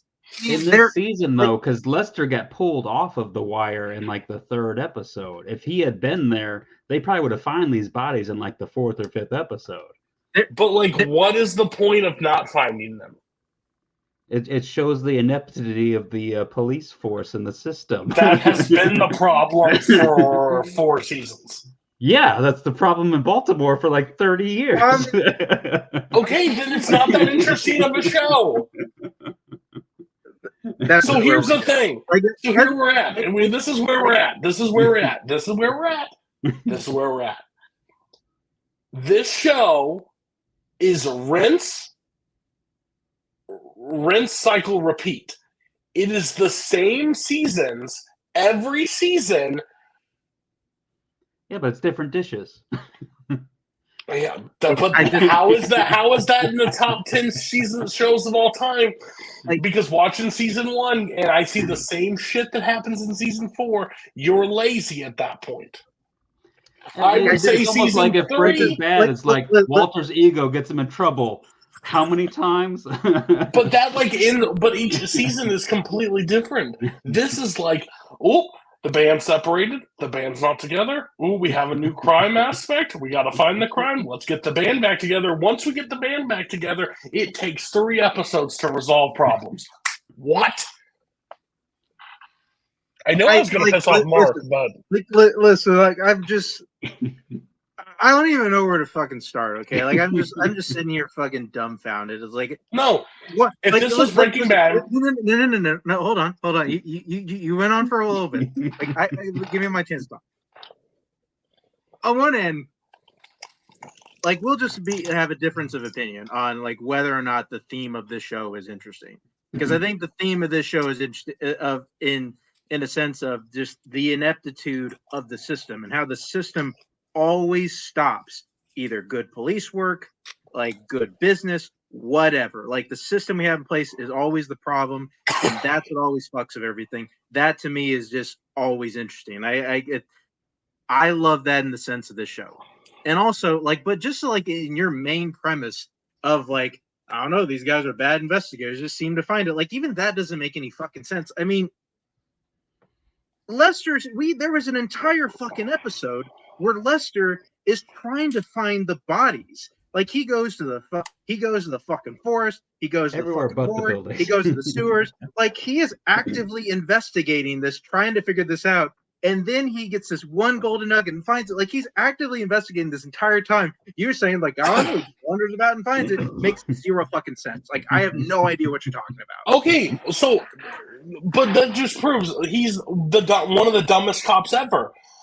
These places that he's working with the facts that he has. Stop it! Stop it! I don't know what you're talking about. No, listen. They found when Stringer got killed in season 3. Where was that at? A building that was getting construction work on? Why wouldn't they check the places that are boarded up? Like, it seems like a pretty no-brainer thing. Here's my thing. This would be the same episode. Like, if Breaking Bad was season 1, Walt has cancer, Walt gets chemo, Walt does something to break the law, Walt Walt like gets in trouble, right? And then season 2 starts. Walt does something. Walt gets chemo. Walt gets and Walt gets in trouble. Like every time, it's like a perfect. Like the problem is, here's the whole issue. I don't technically have to watch episode 1 through 8 of this show because all I have to watch is the last like 4 episodes because here they are. They're going to fix the problems instantly. That was for the police aspect, but then you're going to miss like that's the everything police else. procedural. Well, and tell me, I'm sorry, guys. If you're like, I love this season. I think the season was the best written, the best acted, and the best overall portrayal. The problem is why I say it's the best season of The Wire. Here's the issue: it's the same seasons. It's just this is a different recipe. But my whole problem with this is the mayoral aspect, the political aspect, sucks in this show. It sucks. It is a waste of goddamn time. And I understand you want to show multiple elements, but you should have done a better job portraying it. In my opinion. It's a police procedural. That's great. I think it's great. I think they're great characters, but it is literally a cookie cut from season. And I bet you, guess what, guys? I don't know if I'm right, but season 5, I bet same shit's going to happen. Like, we stopped caring about, like, do you know what I miss about the show? You know what I miss about the show? We had great, like, character moments in the hold on, you heard that. Like, we learned about, like, these players' like personal lives, like McNulty and stuff like that. We have cared about that. We have stopped caring about that in the preview of these seasons. We just don't care anymore. McNulty, he's having a happy. He's living a family life now. Stop it. He's sober. We believe that. I'm out. I'm out. That's something that you're intrigued. Now, I agree. The next 2 episodes are fire. Like, they're great episodes, but overall, it's the same. Like, the stuff that we're about to talk about, to where like certain characters go, and you just have the audacity to say the show doesn't have good character work. That's not okay. You heard. You're right. I used the wrong terminology. We have the wrong. We don't care about the cop family, like the cop personal character moments anymore. Which I'll have a thing about that at the end. And I honestly, to where I don't really think that's an issue, for being completely honest. Crazy. I can see you saying that this is probably the weakest season for the cops. Mm-hmm. Yeah, 100%. I can see it. Weakest. Yeah, But I understand, why do we have to resolve shit, though? Like, why do we have to find anything? Like, I understand, like, you want to have, like, a bow. Fuck the bow. If this was a police procedural, you'd get that bow at the end of the season. They'd catch the bad guy, the case would be closed. Fuck the bow. Again, like a thing, like, here, like, because we got to move on. Like there's some things that you say, like, it just don't even make any sense. We'll get to that. You admit that I'm right, and we're just gonna move on. No, you're not. Like, you're the furthest from me right that I've ever heard you say. Like, you feel like it feels like you're in fucking Antarctica right now. Like, we are so far away. What are you talking about? You know I'm right. No, you're not. You're not fucking right. You're How? not.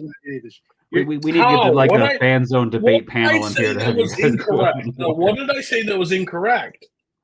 That it's the same show every season?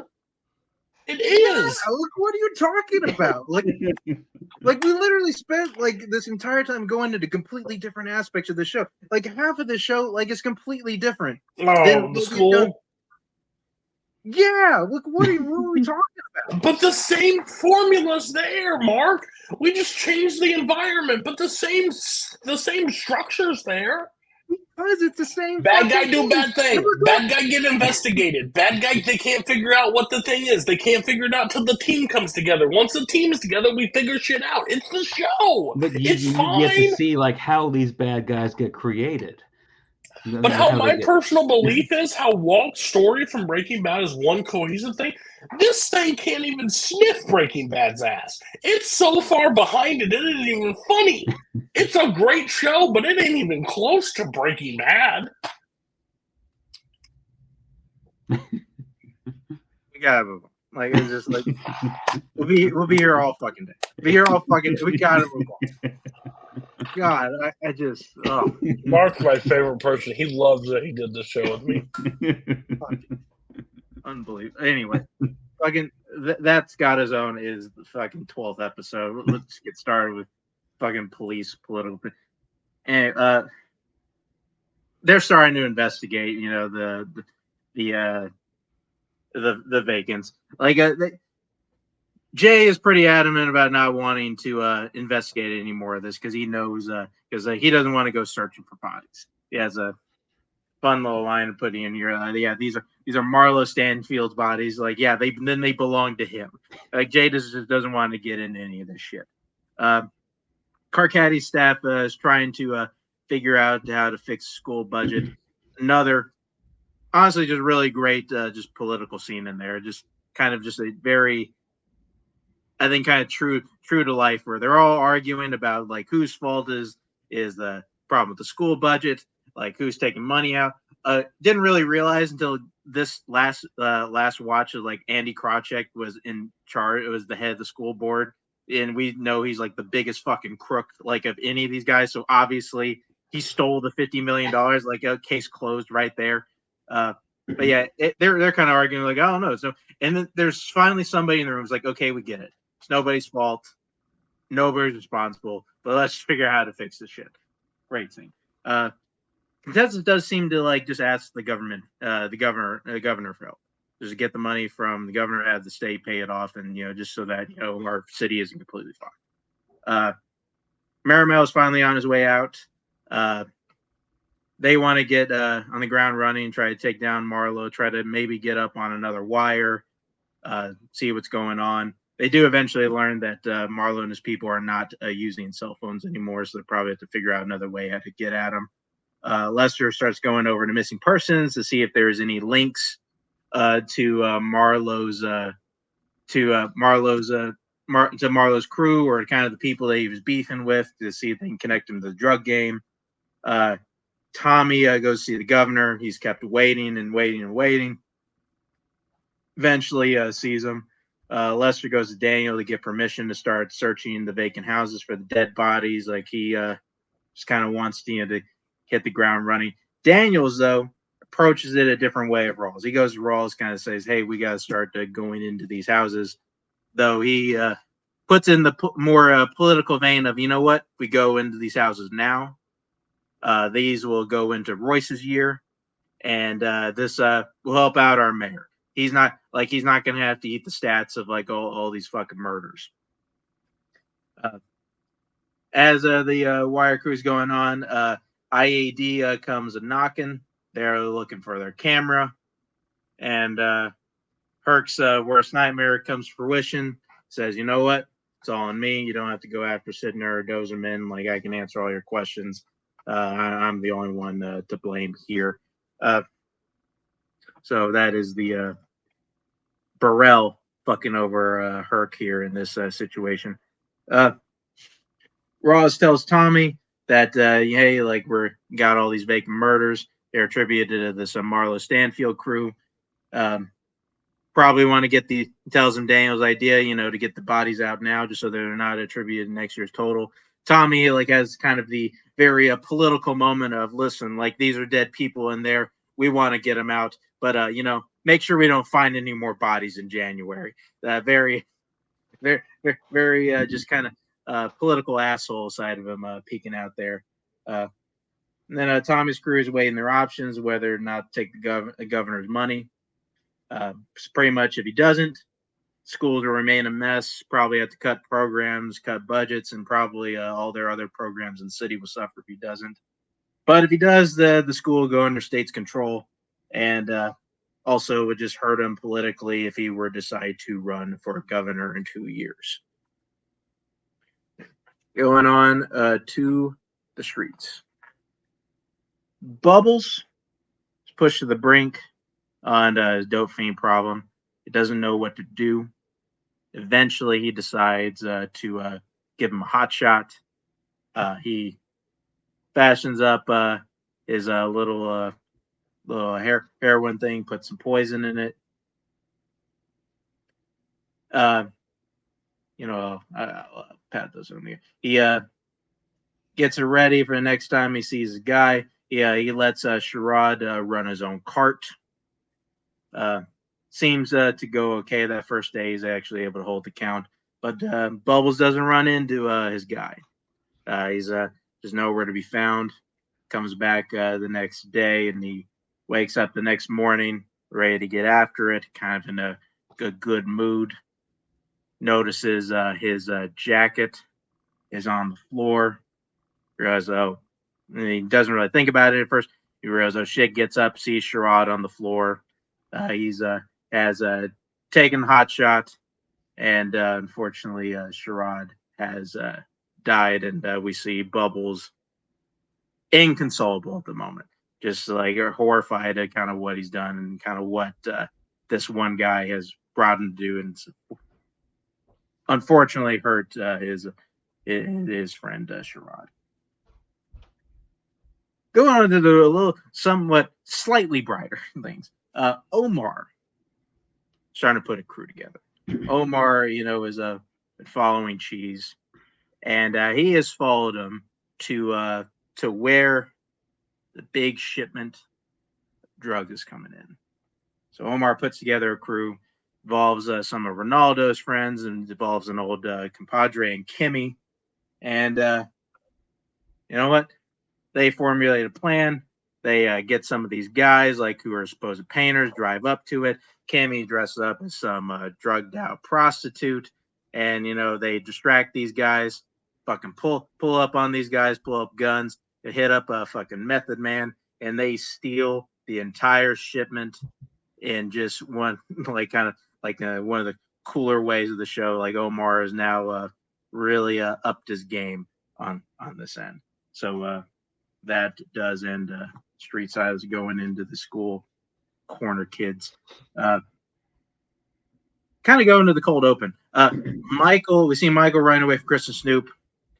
Kind of goes off of like what happened last episode. There was a little talk about him standing up for Randy because him being the snitch. And we thought, oh shit, is he gonna get chased down? He's actually part of a training part here. Chris and Snoop are basically training him to be a new hitter. Kind of a call back to earlier in the season when they were training like some other guys of like aiming for the belly because of the vest. Pretty neat scene. Kennard tells Naaman that their stash was stolen. Of course, Michael hears about it, is somewhat dubious of the story because Kennard is kind of a bit of a dipshit and definitely not something to be trusted in. Deacon and Coleman thinking of a way to save the program. Think of probably the best way is to go see Odell Watkins, try to get in the mayor's ear. Perez is trying to make his case for why Daquan shouldn't be in high school. Donnelly pretty much tells him, like, listen, notice that you've taken a bit of liking to him, but, you only got these kids for a year or two at best. You got to let him go. He's got to, live his own life at some point. School, everybody's now prepping for the state test, including the corner kids, mainly because of their programs ending, kind of noting that they're still doing that. Perez makes clear to Quan that his door stays open. He can come back anytime he wants. Quan's family is also evicted. Michael lets him stay with him and his brother. They now have their own spot. Pretty much got it after Michael's dad got beaten to death. Oh, and and again, I have here Naaman's mom is a huge ass bitch. He tells his mom about Kennard stealing the stash. He was like, "Why aren't you beating the shit out of him right now? You're acting like a total bitch." He goes at it, storms out the house. Definitely doesn't want to come back because mom is total bitch. Do we think the mom's just misunderstood? Not even a little bit. Like no. So I'm still wrong on everything I do. We will line up on this one thing. Mother just a bad guy. Bad guy. Very bad guy. Oh, what was it? Oh yeah. Naaman and Michael confront Kennard on him stealing the stash. Naaman says, I went back to the door. It's not kicked in. Where's our shit? Michael gets tired of all the talking and just starts fucking wailing on Kennard. Beats the fucking shit out of him. He's like, man, get your shit and let's go. Naaman freaks out, runs away. Like, in his most like the most like kind of blatant response of like Naaman just not being for this game. Mm-hmm. He just doesn't have the heart. Have the cops have a unit sitting on Randy's house. They've been kind of keeping an eye on him since he's been getting fucked with at school. Carver keeps coming by, just make sure he's okay. Prez is giving him his homework, make sure like he can stay in line. Although they mentioned he may have to move schools. Naaman runs into Michael at Cuddy's gym at some point. He starts kind of fucking with Dookie over there. Michael's had enough. Starts beating up fucking Naaman in the gym. Fucking Cuddy gets all pissed, throws him out of there. Not really realizing what's going on. Naaman breaks down with Carver and Cuddy. Says, you know what? Mike's not Mike anymore. He's just angry all the time. Also, combined saying like he couldn't go back to his mom. Just like this game is just not in me. Like she expects me to be my dad. Just really that's all his thing that always just like cuts me. It's like just we never really seen like just any vulnerability from Naaman up in this point. We finally get it.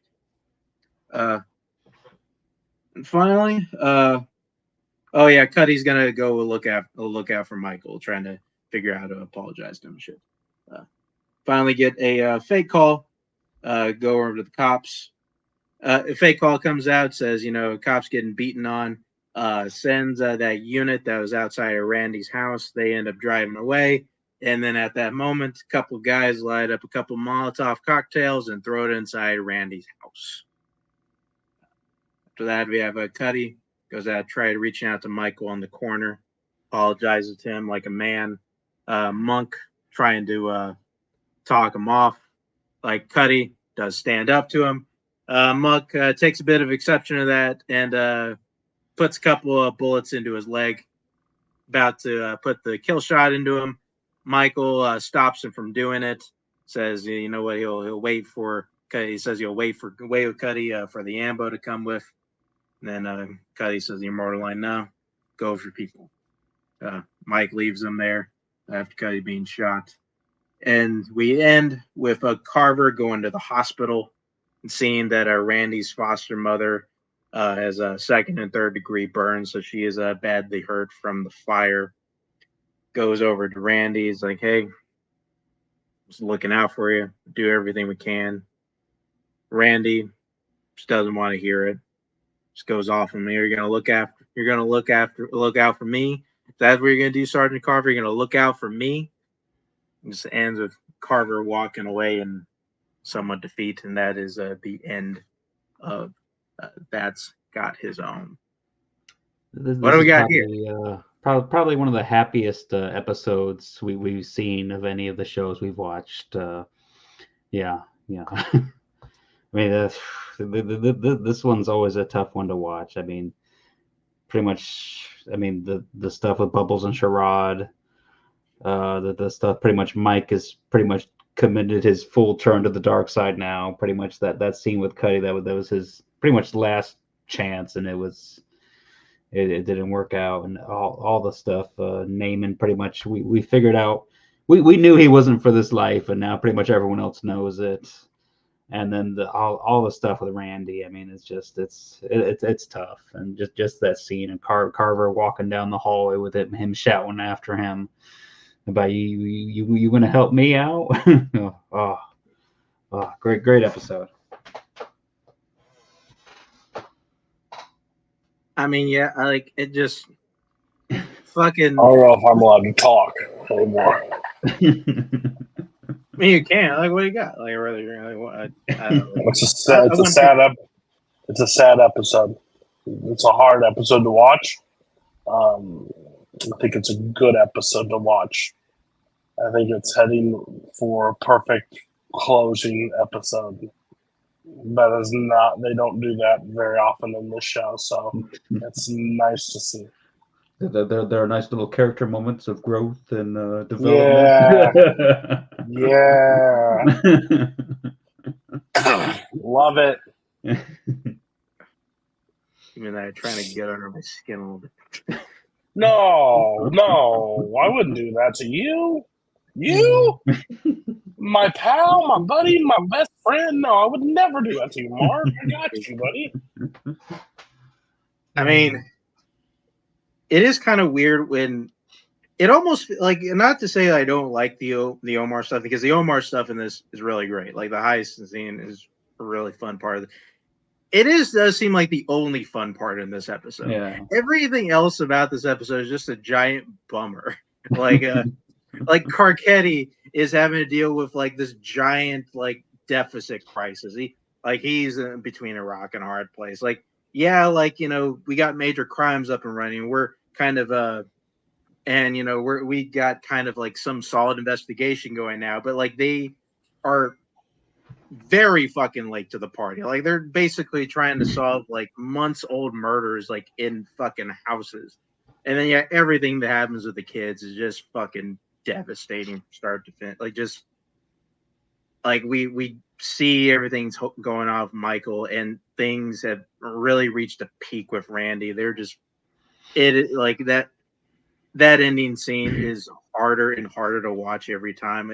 Even though I love it, I always hate seeing it just because like just everything that Randy has done is just so minimal, and it just seems like he just like is just getting the shit beat out of him for this for no reason. And then the stuff with fucking Naaman finally coming to a head is it's great, and it's considering the fact that we've only known these kids for one season, and this is where we're at.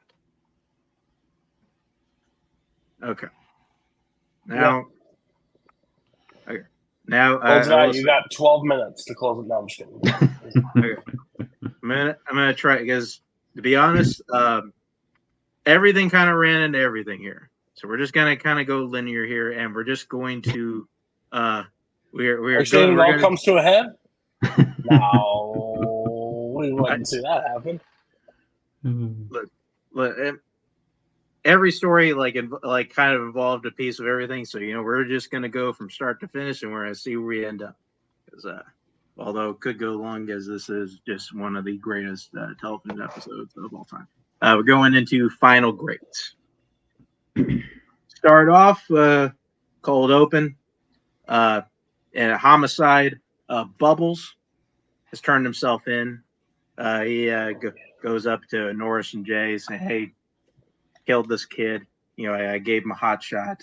Like he's confessing, sees that Bubbles is getting as definitely off the drugs. He's getting sick. He throws up over everybody. Kind of pisses off Jay and Norris in the moment. They go off to clean up, get Bubbles a soda.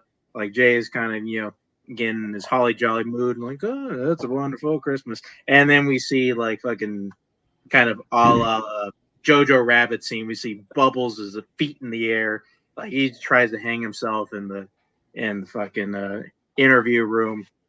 They're able to cut him down, save him. Does confide into Jay exactly what happened, that he was getting beat by some guy on the street. Has a hot shot. That hot shot was for him. Kid ended up doing it, and see Jay's heart in that scene too, by saying, you know what, we're not gonna fucking arrest Bubbles over this. Like he had a slam dunk murder. He had it all sealed, and he just let him go. So very, very unlike Jay, but you know, glad to see very unlike Jay here. The task. The body's starting to pile up from the vacant houses. They're pretty much starting to pull wood on here. They get the patrol units to start looking for, Jesus Christ, fucking family thread, just fucking with my shit. They task these patrol units start looking for nails on the houses to find these bodies. They are in full force trying to find every one of these before the year is up. Prop Joe goes to the co-op, says, hey, the shipment's stolen. They are, of course, upset. They are not wanting to pay for the new shipment. Joe comes back at him like, well, if you don't pay for this shit, then, don't bother coming to me for a re-up. Marlowe is, of course, a bit suspicious, the whole situation. He wanted some retribution. Made it seem like he wanted Cheese to answer for this. Joe wouldn't give him up. Omar's crew starts splitting up the take. Ronaldo's friends head out of there. Kimmy gets her cut. She says she's done. And, Butchie just throws like a bit of a joke out of there. It'll be funny. It's if, we sold Prop Joe, these drugs back for like, I don't know, like 10 cents on the dollar. And, we see, Omar like make a face and like, it's not a terrible idea. Carver trying to get Randy figured out with DSS. He's running into a bunch of fucking roadblocks. He's trying to make sure Randy doesn't have to go back to a group home. Kima, they want to bring in Herc because he jacked up Snoop and Chris because with the nail gun, he had fired that nail gun into the street. They wanted to try to figure out how to get this nail to kind of connect it to Chris and Snoop somehow. So Akima and Bunk go to grab Herc. They try to spot where this nail gun is. Herc is also looking for a bit of like, what's going to happen to me, after this. He tells them what he did, and they pretty much say, nah, Herc, you're pretty fucked here. He is likely to be fired at the end of this episode. Colvin visits with Cuddy in the hospital. He wants to talk to him about Naaman. He really wanted to get at him to kind of meet up with Weebay. He knew he jailed up with Weebay. He wanted to talk to him about Naaman, try to figure out his situation with him. Bodie and Poot see little Kevin being brought out of a vacant. So Bodie had now realized that little Kevin actually was killed by Marlowe. He loses his shit. He gets arrested after kicking in the window of a cop car. Tommy's people are conflicted whether or not they should take the money from the governor. Pretty much outlines it perfectly. Like, hey, gotta either do what's right by the city, or Tommy is confronted with a decision of doing what's right by his city or making the right political decision, so to speak. Omar, of course, comes around to Joe, offers to sell his drugs back for 20 cents on the dollar, what he says. They, of course, contemplate, holding on to Omar, torturing him. But, Omar makes clear he's not going to give it up, and he, probably wouldn't. So Prop Joe does agree to his terms of 20 cents on the dollar. So they're going to buy back the drugs from Omar, which he just stole, which is really just fucking hilarious. Jimmy visits the headquarters of the vacant homicides. He went there initially to go talk to Rhonda to kind of get Bodie out of jail. But he is starting to see all these bodies pile up. He's asking questions. He is clearly getting the itch to be a investigator once again. You see Dookie in his first day in high school. Doesn't look like going too well. He gets bumped by a couple kids. Looks to be scared off. So things are not going his way. Rhonda doesn't think they have enough PC to arrest Chris and Snoop. Pretty much every piece of evidence that Bunk and Freeman are pulling up there, it's like, listen, it's not enough. We don't have what we need. Bunk hears that, says, you know what? I think I probably got something. He goes back over to Lex's mother. He couldn't get anything out of her before. He was able to finally get at least some bit of corroborative evidence that, what she heard, that a man named Chris and someone named Snoop killed her son on the street, and she wasn't going to see Lex again. So that was at least enough for them to jack up Chris and Snoop, at least try to get something on them. Cuddy is able to arrange a meet with Weebay for Bunny, so he will meet up with Weebay later on this episode. Carver tries keeps trying to do what he can to be a foster, try to get Randy up in a better place. He is talking to maybe one of the most uncompassionate people like working in the social services, just looking at him dead eyes. He's trying to maybe I can be a fucking foster parent to the kids. Like, nah, this is gonna take 3 to 4 months. He's just like fucking facing roadblock after roadblock. Lester, Kima, and Bunk now stop Chris and Snoop. They found they dumped their tools, so they got no nail gun to connect to the vacants anymore, but they are able to find some guns. They're able to arrest them. Also, take some DNA from them, see if they can get any of that to match from the vacants. At the request of Marlowe, Joe sets up a meet with the Greeks because Marlowe just wants some further verification that that he wasn't ripped off, and that one of the Greeks says one of the most weirdly menacing things, like, I look into his eyes, I see his soul. Marlowe is at least put up. He's somewhat, although Marlowe is kind of seeing wants to look more ahead. He tells Monk to start following the Greeks, so at least he can learn more. So clearly, trying to out scheme Joe in this instance. McNulty picks up Bodie from jail. Bodie's a little bit surprised to see him. So pretty much says, "Hey, you're not going to get out of jail for your charge without getting shown any special love." He has a talk with him out in the courtyard. Bodie basically just tired. He's tired of going out doing this shit, and he is starting to feel no love. And he does agree, turn informant for McNulty. Says, "You know what? Got to get rid of Marlowe. Like, Marlowe's kind's got to fall. I'm not gonna, snitch on any of my guys, snitch on any Barksdale guys. I just want to do what's right. Kind of trying to preserve at least some honor within himself of doing this.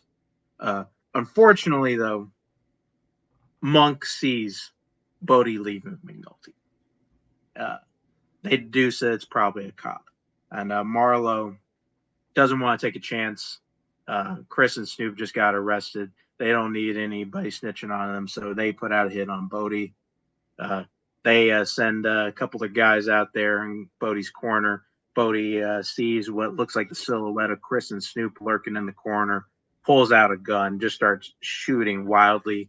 Poot tries to get him out of there. He's not having it. It's his corner. He's not going anywhere. Everybody runs off. After the last person rolls off, see a shadowy person rise from a stoop. Very quickly just walks up to Bodie, puts a gun up against his head, fucking blasts him away.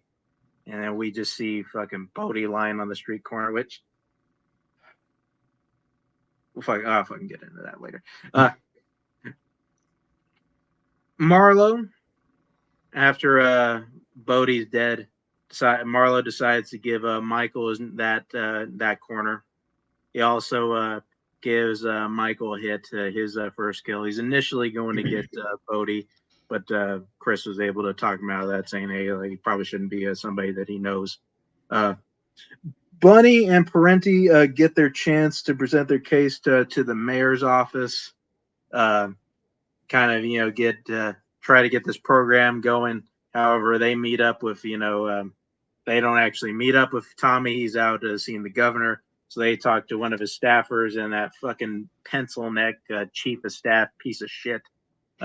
He pretty much deduced, I don't know, this is fucking tracking immediately. He's like, we're leaving them behind. Like Bunny, and then Bunny doesn't help the case. Like, I don't know, these are kids we're leaving behind anyway. So they fucking shut him down immediately. Bunny's fucking frustrated of walking out there saying he's a fucking liability. Like, every time I open my mouth, I'm telling people something they don't want to know. And then, but the academic was like, no, it's okay. Like, listen, they hear us out. cool. We'll continue to work. If not, makes for interesting research. Academics and people are going to read this and they'll get our point. And then, of course, Bunny laughs like a fucking. They're going to study your study. When is this shit ever going to change? Weebay. Fucking Bunny does eventually meet up with Weebay. And he's able to convince him, like, listen, your son. You know that your son's a lot of things, but he's not a banger. He's not meant to be out in these corners. Like, if he's got a chance, he can do a lot of things with his life. But, being on the corner isn't one of them. At least is enough for him to get Weebay to talk, with Yolanda, that's her name. That's the fucking bitch's name. Says, hey, this man comes up, he says my son can be anything. It sounds like he can do whatever he wants. And fucking dumb bitch is like, hey, look, but I don't know. We can't he won't be a soldier or anything. You're gonna take away my son, and Weebay comes in like, no, you gotta remember who you're fucking talking to. If I tell you to let go of that boy, you're gonna let go of that boy, or else I'm gonna send some fucking people to your house because I still have some fucking clout here. Mark, can you just add dumb bitch into your normal speak? Because that's about the best delivery ever of anything you've ever said. I just want that as your catchphrase from now on. You don't like her calling him dumb bitch. Just do it. It's great.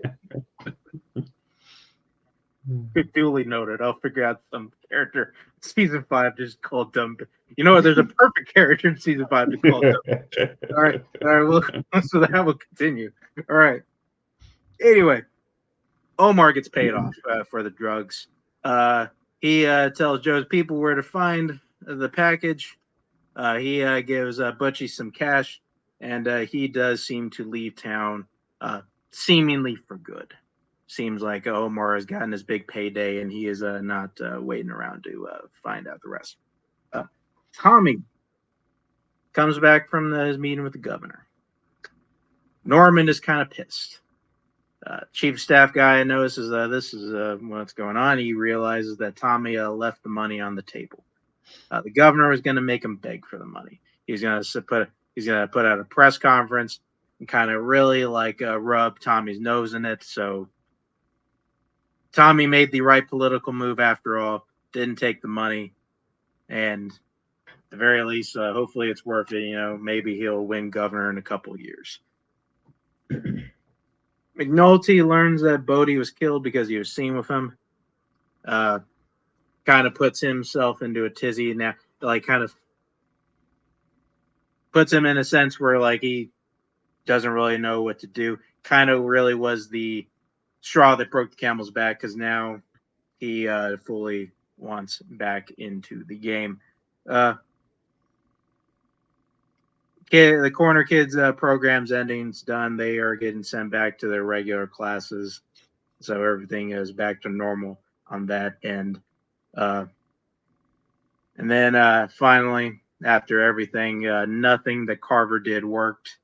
He unfortunately has to escort Randy to a group home where it looked pretty fucking rough. And we get maybe one of the harder scenes to watch, whenever he has to fucking make that long walk back to his car, makes the just frustrated fucking turns the fucking mirror and just starts beating the shit out of his steering wheel. Fucking gets me every time. I hate it. Total for the vacant house, it gets up to 22 at the end. They realized they couldn't get any DNA off Chris and Snoop. The pistols they took from them didn't match, so this vacant murder case is far from over. It's going to bleed in to next few months. Kima visits Bubbles in the treatment center in another just soul-sucking scene. She can't even work up the courage to go in and talk to him. Forget his name. Pretty much old Ada guy is able to see him. He breaks down when he sees him. The final thing that we see here is Michael walking up to somebody on the corner, looks him right in the eye, pulls out a gun, shoots him in the fucking head. That is the end. And finally end up with our montage of just a bunch of quick stuff. Probably one of the better, probably the best montage of probably the show we see here.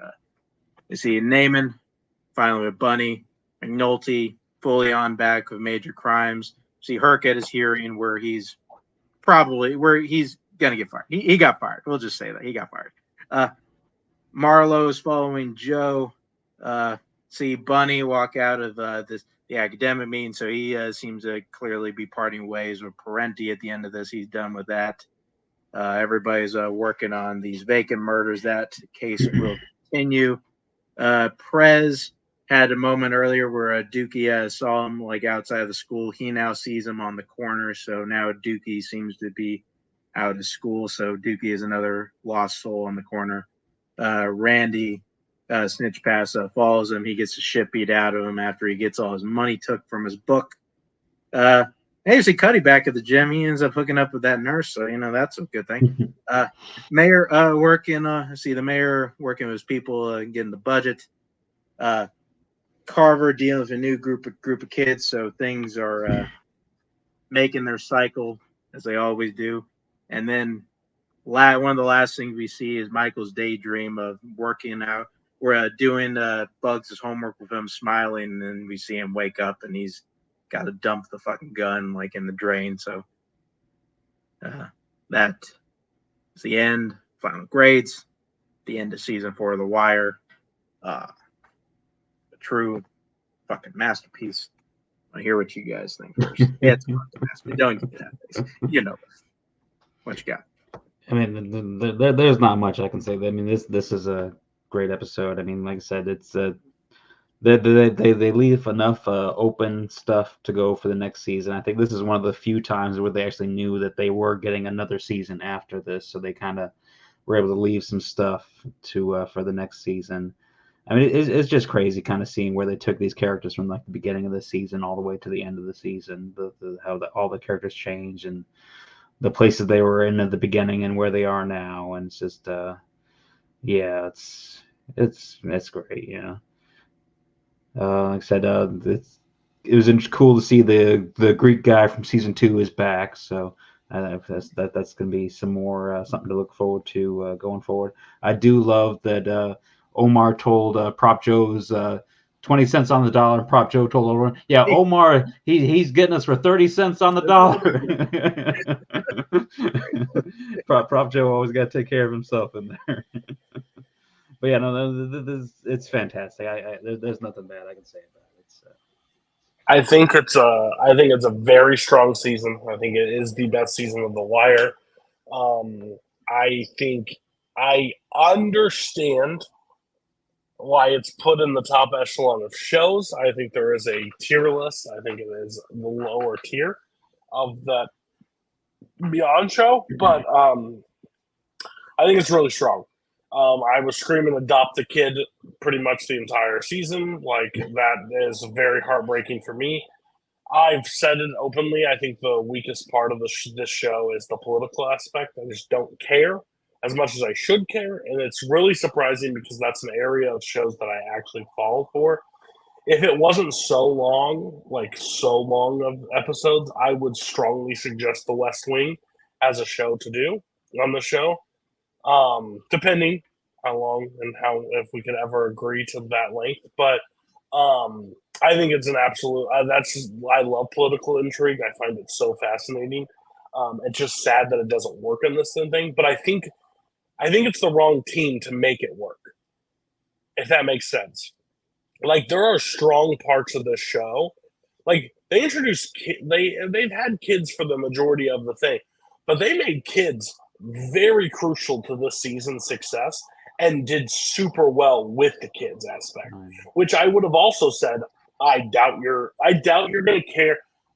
The scumbag kids, I bet you could make me hate the scumbag kids. But to make me care for the other kids, that's writing, that's development, that's a show ability that is slam dunk. Because I think they're able to tell that lifestyle because the writers and the creators of the show know they have a stronger connection. I don't know this personally because I haven't looked into it, but they have to have a strong grasp of what's happening in Baltimore to write or to do this show or whoever the creator is has to have their hands in Baltimore. They have to know it. And they be able to write kids because they probably grew up with kids like this, or they knew kids like this, or they've seen kids like this. The one side that I don't know that they're fully connected with is the political aspect, but I think we need that aspect of it because that would just be interesting. And I think that's the only area that falls flat in this season. And it fell flat last season. So that's just my only nitpick. The rest of the season, flawless. I think it's crazy how they've been able to take Omar from season 1 to now and still make him crucial and still make him important and still give him things to do and still be the boogeyman. You think that action would, like O'Reilly in Oz, you think that his shtick has to run old at some point, but it doesn't. He still has a layer. He still has a development. This entire season was like him pissed over cereal, and they made it interesting and intriguing, and him changing from that aspect to like him being wrongfully accused for a murder that he could have went down for 40 other ones, but not this one. And like to him getting out of it and the conversation. So it's a brilliant show in that aspect. And they know just the right amount of Omar to put into it because he's like probably one of the most popular characters. Any other show would probably try to make him like the lead of the show. It's when you're sitting down in an Italian restaurant and they're grating cheese on top of it, and they say you say when. You want the whole fucking thing, but they do the right amount of restraint. And I think I've just learned, and I think this is okay to admit, police procedurals are just not fully my thing, and that's okay. Like I've just learned that in this show, but that doesn't make the show not brilliant for people that absolutely like Mark. Clearly, as much as he disagrees that it's a police procedural, he just clearly loves a police procedural. He loves that aspect of the show and how it's built. And I can't yuck your yum. Like that makes sense. It just I like to poke the bear and get them all riled up and stuff because it's fun. But like, yeah, I think overall, now when we get to ranking, which we're about to do, I think it falls a step below season 4 of Breaking Bad. But that's not a shot at it. It's just my opinion on that. So, but overall, I think it's great, and especially to do a school aspect and to keep my intrigue the entire time. Insane. Yeah, no, I'll try to be somewhat brief, although I probably will talk. I love this episode. I love this season, and I always find it weird, at least a little bit, to kind of whenever we talk about The Wire, in the sense that, especially for season 4, I always think I'm going to come back to season 4 and like maybe not like it as much. And part of it is because like here like the kind of the example I'm going to use here, in the sense that whenever like Breaking Bad's I think a good example. Whenever we talk about like good seasons of Breaking Bad, whenever we talk about like season 4 of Breaking Bad, and then if somebody were to ask you, hey, what are some good episodes from Breaking Bad? Like, oh, you can say immediately, like, oh, like fucking Hermanos, like Salud, Face Off. Like you can just kind of immediately tell them that. I don't really feel like that's 100% the case with The Wire, because I feel like my knee-jerk reaction is Final Grades, but like I don't think like Final Grades like works if you don't watch the whole thing. Like, so, yeah. Like, I'm kind of just telling you, like, no, it's just the whole thing. And I feel like this is just such a prime example of kind of why I love The Wire. It's just like, they are just so good at telling this story and kind of giving you just the right tidbits and building these characters up just the exact right way. And then we get to the ending, we get to the climax, and we see, and we kind of see like the full change of all these characters, like the full development of the arcs, and where like we barely even see it, and they're able to do it with characters that we don't even know. Like we got like just these full-fledged arcs from like all these kids, and I'm at least expecting like one of them to be bad, or me to like not like maybe poke holes in somebody. No, like we get full fucking arcs of everybody, and they also do it without really the expense of other long running characters. because Bubbles, I think, is a great example. Like, because Bubbles been around forever, and he has like an incredible arc in this season with like probably like one of the better performances. I think honestly, if like we're talking about like Emmys and stuff, because like The Wire was just snubbed for all of this. Like, I think probably I would say probably Bubbles in this season is maybe one of the more snubbed like performances. Like, I don't think they got a single nomination like during the course of the whole show.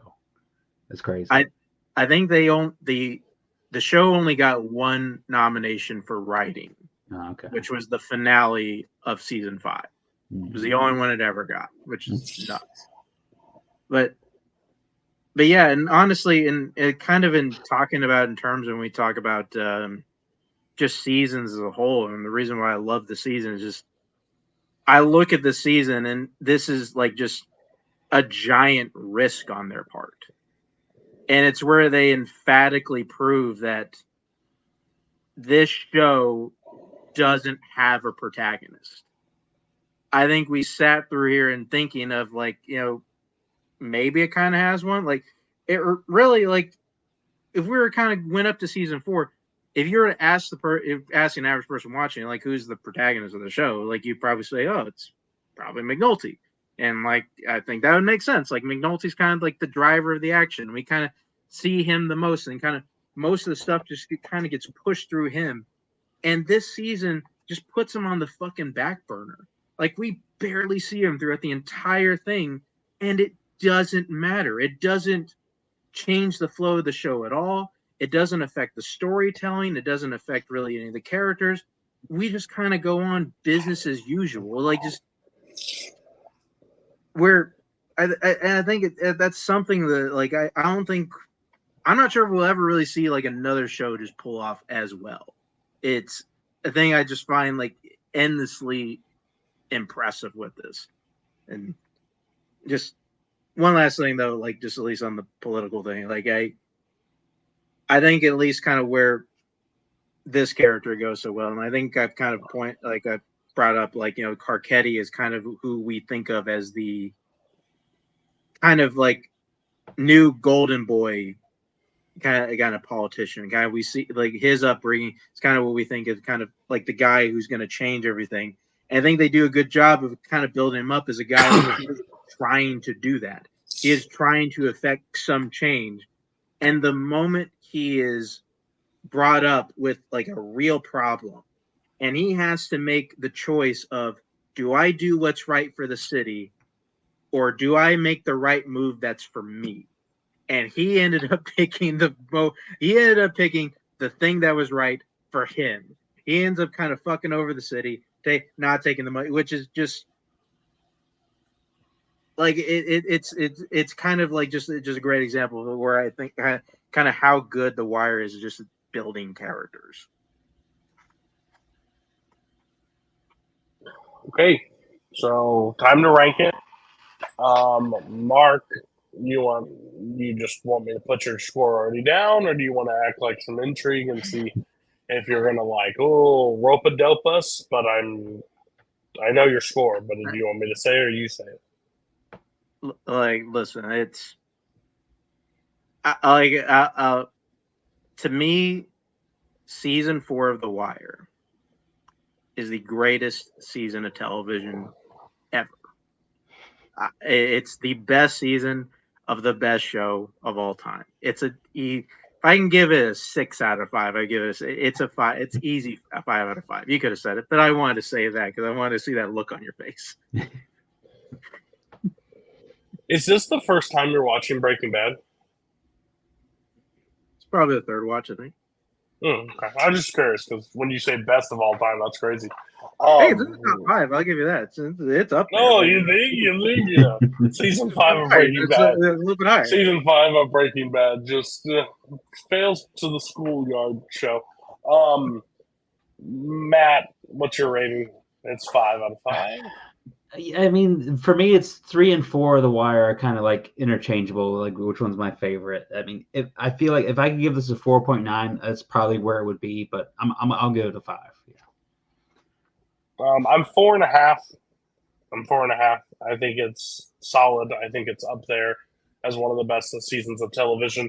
I just don't love as much as it is.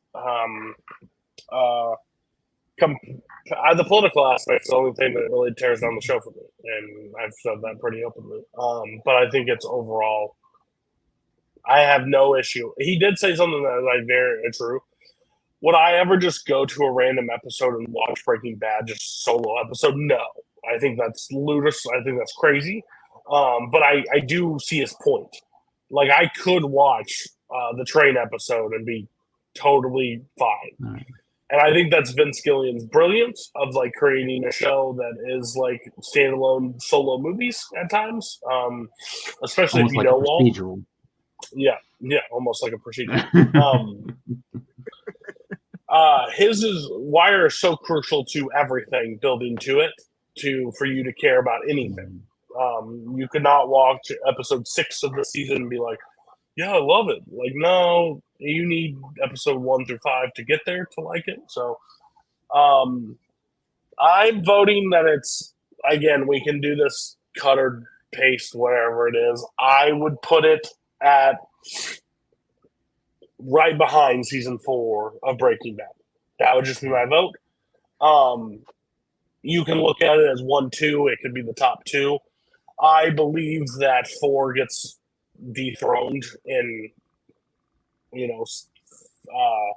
10 more episodes personally, but it's there right now as that's the scene of television. But I think it's up there 1, 2, basically a tie. I'm okay with that. But does anybody?